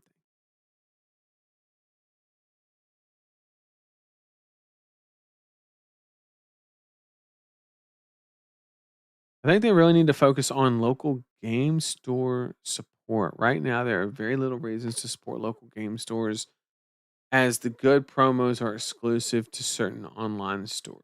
Um, that's something I've always advocated for, is like box toppers, not box toppers, but yeah, ones that you can only get at like physical LGSs. That's always made sense to me, and actually make them good. But they've given the benefit of the doubt. They've made a lot of legway. Gym packs are actually good now. They're not dog shit. And, like I think there's a reason to go to armories. I agree there's currently no reason to like actively buy the product other than to support them, which is a good enough reason in its own, but you're right. I think there should be another incentive.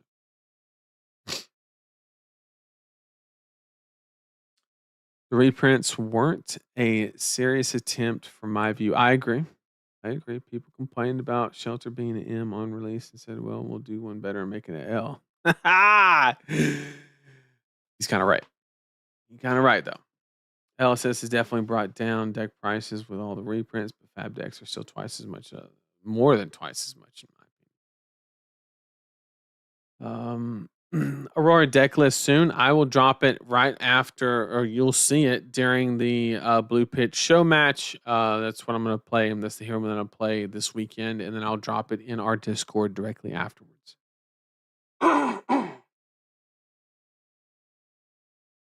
Yes, but they also die easily. I feel like if you lose collectability, you lose part of the community that plays and collects. So yes, you are 100% correct. Um, in fact, I used to play and collect, and now I just play. So I know all about that.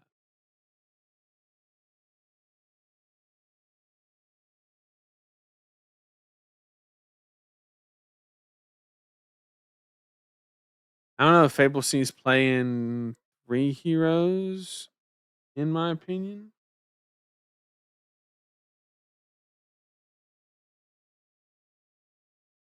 Um, so I'm gonna say something that's a little controversial. Other than Acilio, do you actually need to make lightning flow?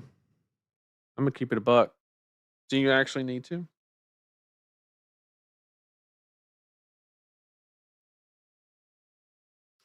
Back when the Aurora ability was good, how many times did we activate it? Me personally, I probably played, I don't know, 200 games of Aurora, like the first Aurora. And I probably activated that hero ability 10, 15 times, 20 maybe, 10% of the time tops. I activated that hero ability. So I don't know if we can establish the authority to say you gotta have this fable to make your lightning flow. I'm just not gonna make it. I think that's the thing that people haven't really come to. They've looked at the cards and be like, I'm being told to make lightning flow. What if you just said, fuck the lightning flow? What if that's a limited mechanic because they didn't want to make AB and they just needed some spell void? I'm serious. what if you just didn't play with the hero ability? Arachne's done it his whole life.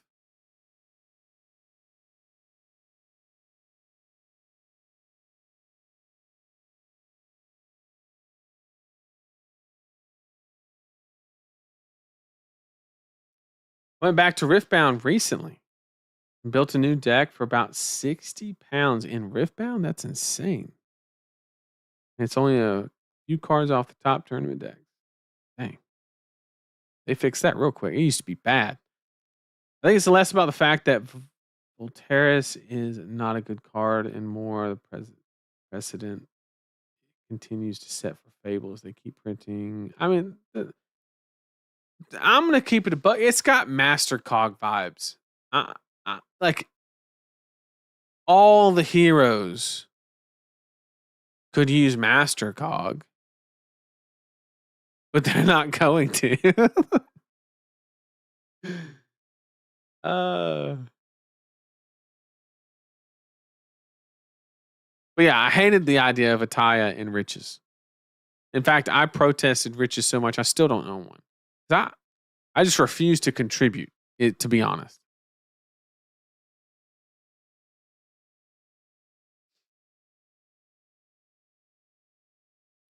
I'm less excited for Omens heroes at the moment, but more excited about so many fringe heroes being relevant. I mean, Betsy, Olympia, Puffin. Yeah, I agree. Secondary market is already cooked. Seeing box prices, Pokemon's comp scene is cooking. That's true.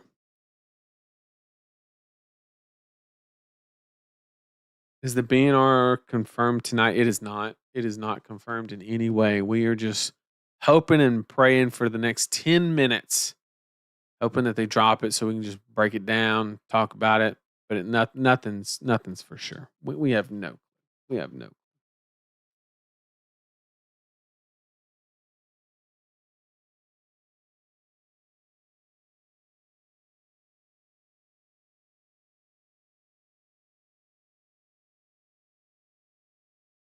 Even though all this is going on, I still say Flesh and Blood and Warlord have the coolest gameplay and feel for the card games. I've been playing games on and off for decades. Fab's got the best mechanics. I mean, as simple as that. But at the end of the day, it can't just be that. It's got to be more than that, right? And it is more than that. I'm not saying it's not. I'm just saying that, you know, the foundation is the best it could possibly be. Just got to execute. Most decks would drop 3 to 400 if they banned Fables, which I think they should do. That will never happen. I think they should, but it'll never happen. Well, from a competitive standpoint, they should do it. I don't know if it's the best decision for the game. People get really mad when you do stuff like that. I think what would help Fab is a new box structure. As you said, there's not really incentive to for a regular to open boxes unless they like a hero. Yeah. Whereas Magic and Riftbound, you kind of use all the colors more effectively. Yep. I think they should make the expansion slot deeper. I know that's going to increase dev resources and things like that, but they're growing. But maybe you got to give each class uh, a common cycle, a rare cycle, and a majestic, and then that's your expand. And then that way you're kind of like getting a little bit, not just oh, does that one card apply? No, okay. Because if your one card that you got was Blood Follows Blade, then really, if you're a warrior player, you didn't get shit unless you're Kasai, right? So it's like, whereas if they did that way, they could, all right, you get the majestic, you get the common cycle, you get the rare cycle, and then like everybody got something, like you could very deliberately do that. It makes a big ass set, but once again, that's not a me problem. That's not a me problem.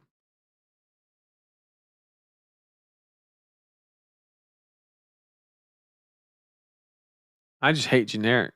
I think they've hit a critical mass point to where every single hero that you build, you start with Sync Below, you start with E Strike, you start with CNC, and you just like before you even add any card that synergizes, you're at like 20 cards, and it's just slowly and surely, it's just stripping away hero identity. It's not always the case, but pull up a competitive deck, and I will show you more than likely 15 to 20 solid generic cards.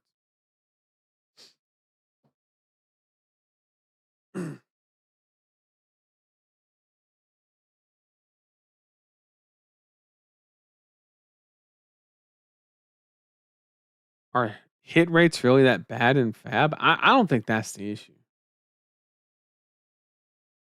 Roar's ability only exists to keep COV around. So based. The COV that's banned? Our rares are literally uncommon, so yeah, that's true. True.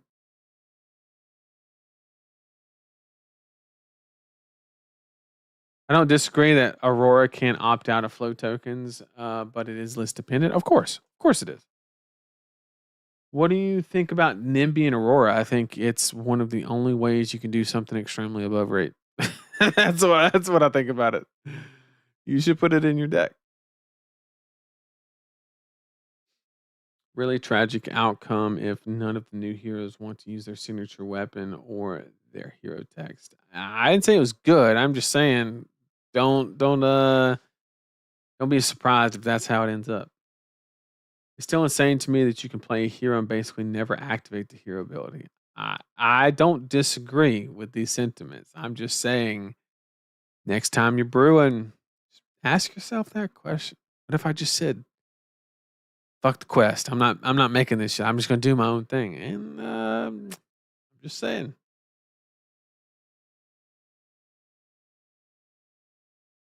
Actually, I tell you what, I'll give you a little something.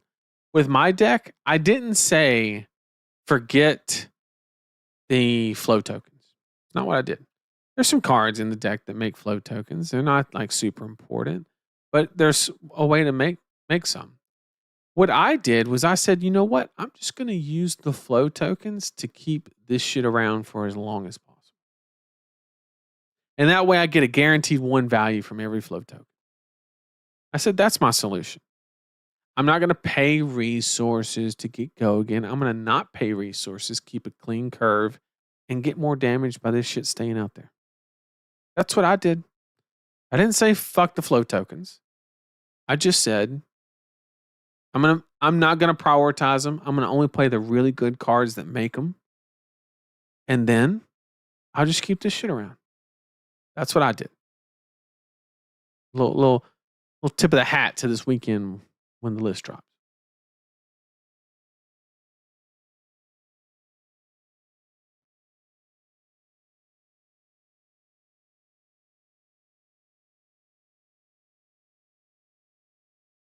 Ragni had no hero power, and he needed a card that exactly. He literally needed a card to give him a hero ability. You're probably close to the money. First build where we try to maximize the hero ability always seems to be high on fantasy and weak power. Yep. Yep. My hero has an ice ability, but he's really ability. He is filling of the ground. Exactly. T decks play Volterra so overcrowded's block for +1. Yeah, that's gaming right there. We run the no block to block one more. Okay. I traded a tunic for riches at C pre-release. Best trade of my life. You got him good. Where's the Lexi reprint though? Hopefully nowhere. They never should have printed playable fables like they did in generic shouldn't exist. You need some. I just think they've gone too far with it. The fact that you could just boot up any deck and add like 15 4 blocks is kind of absurd. More than that, actually. I think you can get up to 18 or 21 now, counting D reacts and block cards. Yeah, LSS prints a whole set around Lightning Flow and puts one card at Fable rarity. I keep hearing all this doom talk about Omens. The new heroes have not had their chance to play. We need to give them some time and decks to breathe. That is true. That is 100% true. I agree. Where the band's at? I know. I'm sad. I'm sad. I don't see it yet.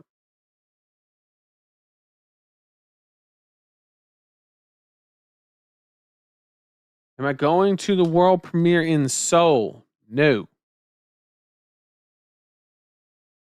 Well, I'm not going to say no, but I will say it's extremely unlikely. I would like to go to Korea, though.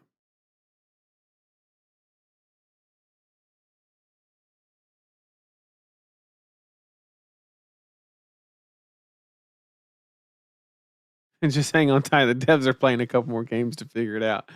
That's so based. That is so based. I like your proposition, but ain't no one buying a box for commons and uncommons. I mean, you're right, but at least they'll buy them on the, you know. Here's the thing: if you increase the desire of the set, you don't have to be the one to open the box, okay? But if a rare in the expansion slot is good and it ends up being $3-4, vendors will open the boxes for you, and then you'll go to the vendor and you'll buy the card, or TCG player or whatever. LSS does not give a shit whether you open the box, I open the box, Tyler over at Righteous Gaming opens the box, which is where I recommend you pick up all your product, of course. You know, and I don't think they really care. They want you to buy from preferably a little bit from your local game store, but at the end of the day, the singles market goes strong is all I'm saying.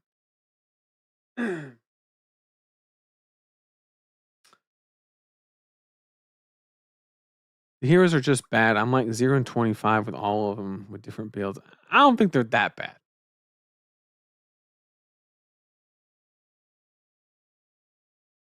What's up, Big Nate? What good cards make flows besides flow state? Well, there's flow state. I didn't say I packed a lot of them. I just said I packed some of them. Okay. No, but there's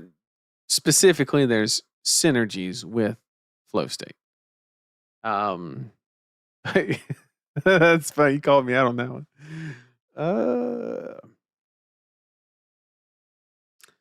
People would be shocked if they learned the build that Lexi LL'd on. I get, yeah.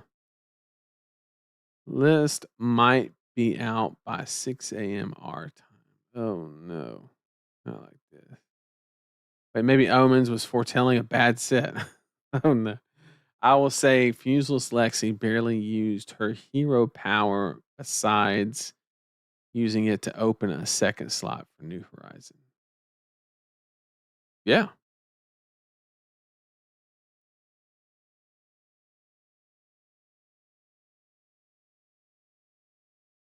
But if we're not buying boxes from LGSs, then the LGS gets shafted. Well, now we got to circle back to we have to incentivize people to buy from the LGS. I 100% agree with you. We have to have the LGSs. But it's also I just answered my own or countered my own point just thinking for half a second. I was going to say, well, maybe we force the LGSs to sell singles. And that's never going to happen for the smaller LGSs because, to be honest, the boxes barely move. So why the fuck would they risk opening them and never going to happen? I answered my own question. My problem with Omens is that it seems like so much of the set was tailored around Aurora, meaning that they were afraid of making more powerful cards because they don't want Aurora to be overpowered. So I do think that they were a little bit conservative, right? And a lot of that shows in the bans that they don't. There was never a world where we have a hero that LL'd too quickly. They got in trouble for it. And then they do it back to back with the replacement. Like that would be a terrible, right? I knew that they were going to dip a little bit on the other side of underpowered. And I don't think they were going to ever just make her absolute dog shit for the sake of it, but you get what I'm saying. They were going to risk it the other way.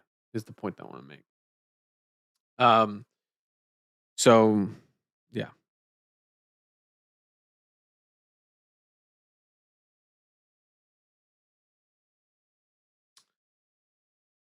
All right, chat.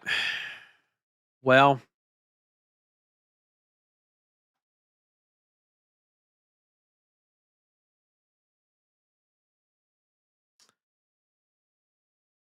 I don't see it.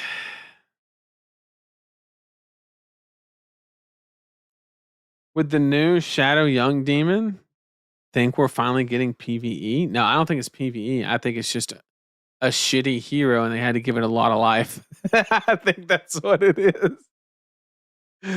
Just think about the Shadow card pool and how bad, not Shadow Runeblade, just Shadow. How dog shit those cards. I know you're looking at it, you're like, oh, I can pitch it and get a free card. Look, if it's shit, if shit is free, it's still shit. Okay. Keep that in mind. But once again, it's a lot of health. So even though it's shit, maybe it's actually good because you're just playing shitty cards for a really long time. I don't know. It's interesting. It's very interesting, but it's definitely not PvE, and it looks sick.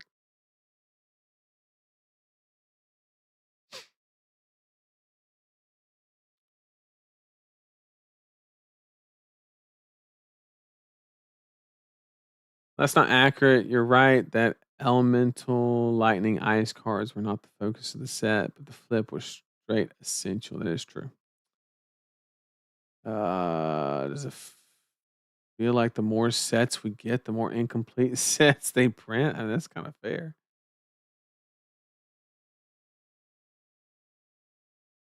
Hey, at least they can use Embalm. That's right. That's right. It's not even a free card. Here, in 3. That's a good point. You see, it's slowly coming to the realization that it ain't PvE. It's just shit heroes.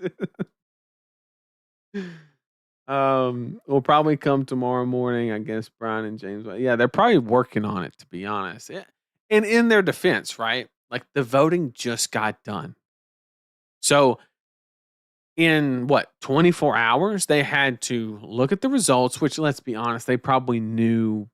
They were probably tallying it up as it was coming in. So they probably had a good idea of what was winning. But maybe they've had a day or two to work on it because they got to figure out, okay, this is gone. Now we got to figure out what we pick. well, now that we've picked this and all 4 of these are gone, what do we actually need to ban? Do we need to unban something? Holy shit, we have a whole nother format, you know?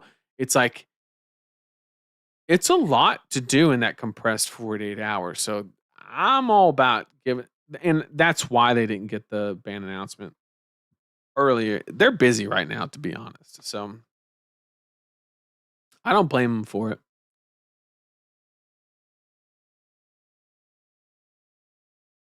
To be fair, there's an argument that his adult hero will have 6 int with 66 health.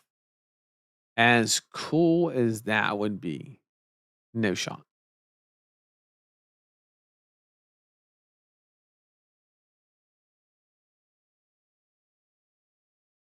My problem with Omens is it's very much a give me your money set. Yeah, yeah.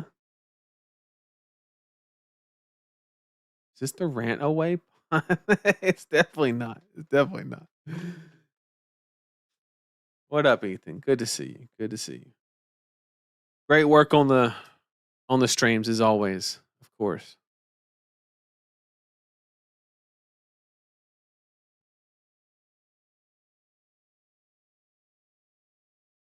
I don't think that's giving them too little credit. I think they just undercooked most of the set. Oh, we don't know. We don't know. Like several people have mentioned, we got to give breathing room. One of the heroes is really good. I'm just going to throw that out there. But the other two, I could see how there's, you come to those conclusions.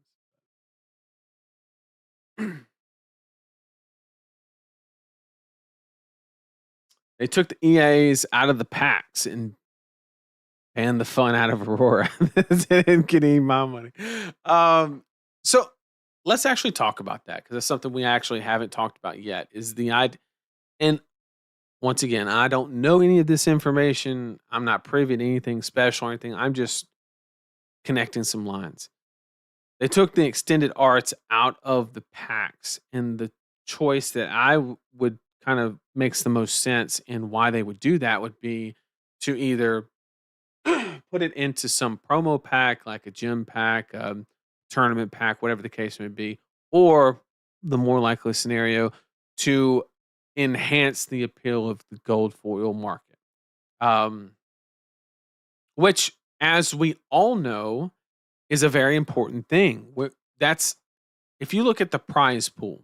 I don't know if anybody's looked at like the payout in a top 8 of a calling, but a lot of the times it's like, you get like I don't know for 5 to 8, it's like I don't know 500, 750 or whatever, and then you get the gold foil. Well, the gold foil historically has been the majority of your actual prize.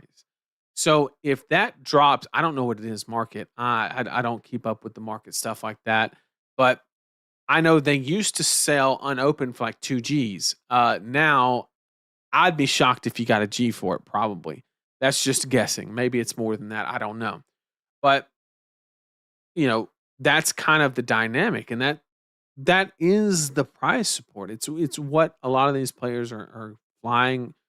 Plane tickets are getting a lot more expensive. They're not getting cheaper. So, it's a lot of it is, it is something that they need to address. Is this the best way to do it? I don't fucking know. I'm just somebody in front of a camera. But they're trying. They're attempting. They have. My favorite thing about seeing somebody attempting to fix a problem is they have it is guaranteed information that they have at least acknowledged that it is a problem. It could be the absolute worst way to do it. But at least we have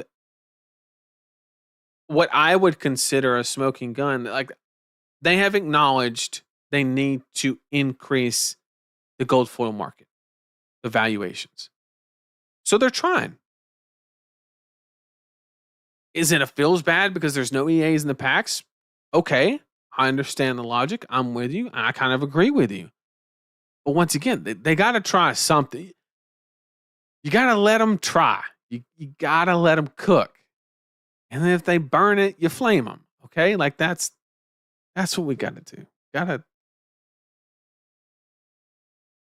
But once again, that's all speculation. I don't know that that's why they're doing it. It makes the most sense to me. And it gives me a little bit of comfort that they've acknowledged that that's something that they got to work on and they're attempting it.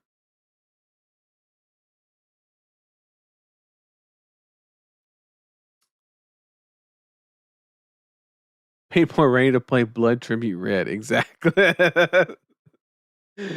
Again, Omens feels like a vast overcorrection from L or Aurora LLing too fast. It seems like more of a we need to get this hero in here. Let's make it happen.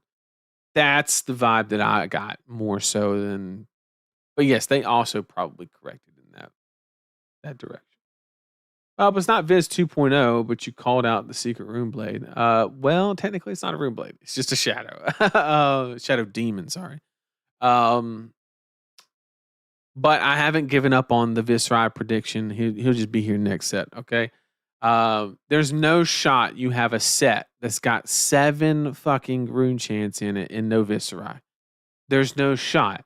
And also, my plan is over the next several events, I'm going to try to observe Ethan's demeanor. And the closer we get to the set release, if he starts getting, just on edge, we know Viscerai's around the corner. Okay. He hates that hero and, it's going to affect him. Okay. And we'll be able to see it. So that's what I'm going to be observing.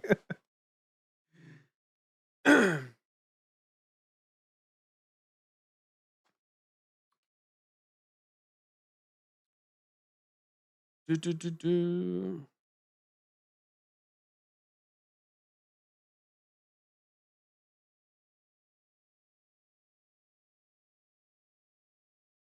Doesn't feel like an effort just rearranging things. I mean, yes, but you're rearranging to fix it. EA Rainbow Full, Cold Full, and EA Gold Full can both exist. Yes, but it if the only way exclusiveness has value. Marketing can teach you that. The whole basis of luxury clothing and things like that is based on that principle. It doesn't cost that much more to make it. It's the same shit. It's just exclusive. Therefore, people apply value to it and they pay more. Simple as that.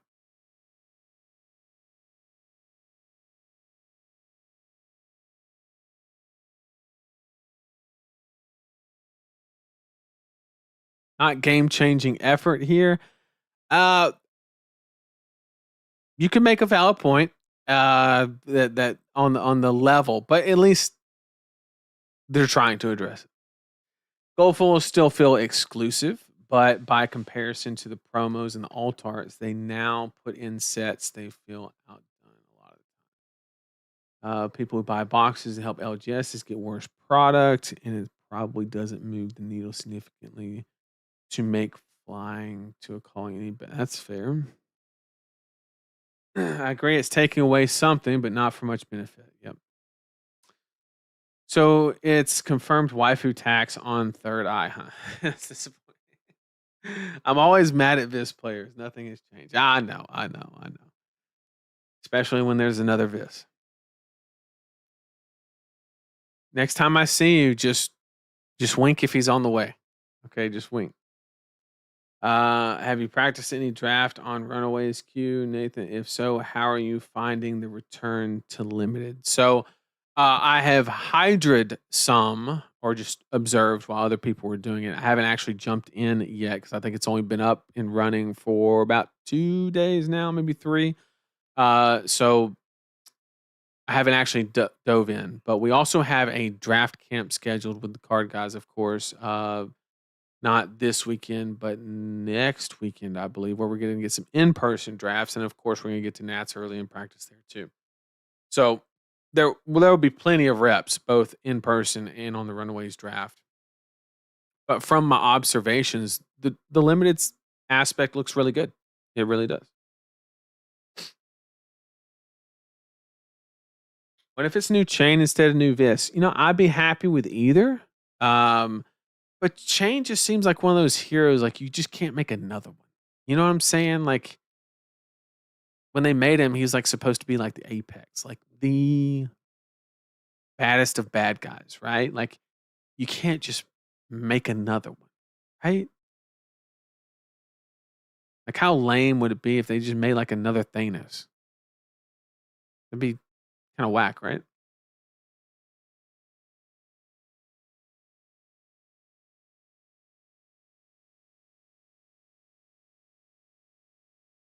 Oh, the draft camp's this weekend?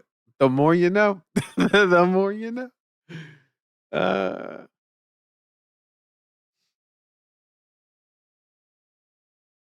I will stop dooming till I see the bans. If you ban enough Aurora cards,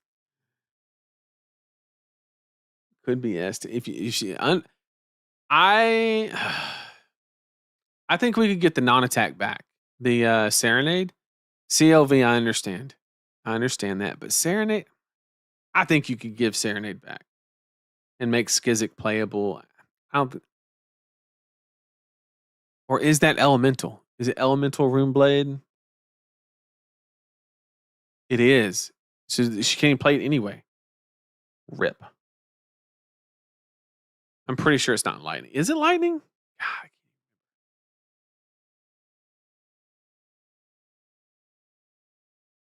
Do do do do do. Set. Not Silver Age deck. Armory deck. Or search. Is lightning. She can't play it. My bad. My bad.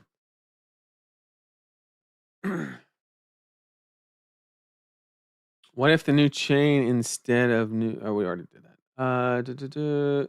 It has less value if the precedent was that they were in packs for people that can't top 8 a calling. Now they aren't. Uh,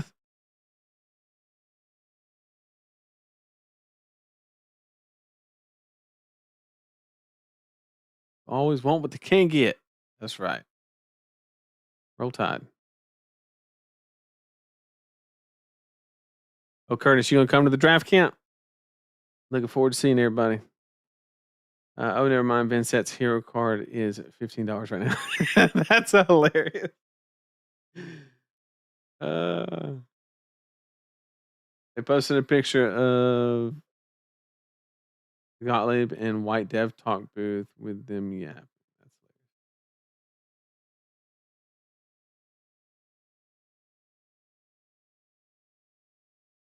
hilarious. Oh, yeah, it's probably gonna be a Dev Talk. Yeah, probably is. Probably is. Hi, chat. I even waited an extra 20 minutes. Okay. We tried. We tried. But in all seriousness, I really do appreciate everybody joining. And do not forget the CC tier list is going to be next week on Wednesday. Um, I'm going to give it my best shot, tell you what I know, what I think. And I would love to hear everybody's disagreements, agreements, whatever the case may be. I don't claim to know everything. I just, you know, try to unbias and be unbiased and communicate. Simple as that. And once again, thanks for joining me during this stream. I appreciate all the back and forth. You guys were killing it in chat the whole I was behind the entire time almost. And I just really appreciate the back and forth, the discussing things. I learned some stuff. Apparently, I learned the whole rule about Sage decks and banning and cards being valid, and so thank you guys for that. Heard some interesting opinions, both good, stuff I agreed with, stuff I didn't, and just had talking points back and forth. Once again, this stream is always, always, always about finding disagreements and then learning from both sides and then coming to a conclusion that's based on as much logic as possible. And I appreciate that the discussion is what creates that. I can't create that by myself. I don't like talking at you guys. I just like talking with you. It's the whole reason why I do streams and I don't just do short form content and stuff like that. So, uh, couldn't do it without y'all. And I appreciate it. Thank you so much. And I will see everybody next week for the big one, the tier list for the new set. Looking really forward to it. And then also, if you're going to be at US Nationals, I also cannot wait until I can see y'all there. Please, please, please, please, if you see me in Nats, stop, say hi. I love chatting with people. I love learning what people are playing, why they're playing it, how they're enjoying the new set. Stuff you would think, oh, he don't care nothing about it. It means the world. I love interacting with the people in the community. In fact, it's the best thing about this game is not the mechanics. It's the people that play the game. And I can confidently say that. Um, so yeah, thank all of you so much. I really do appreciate it. And I will see everybody, hopefully not in C tier, next week. Take care.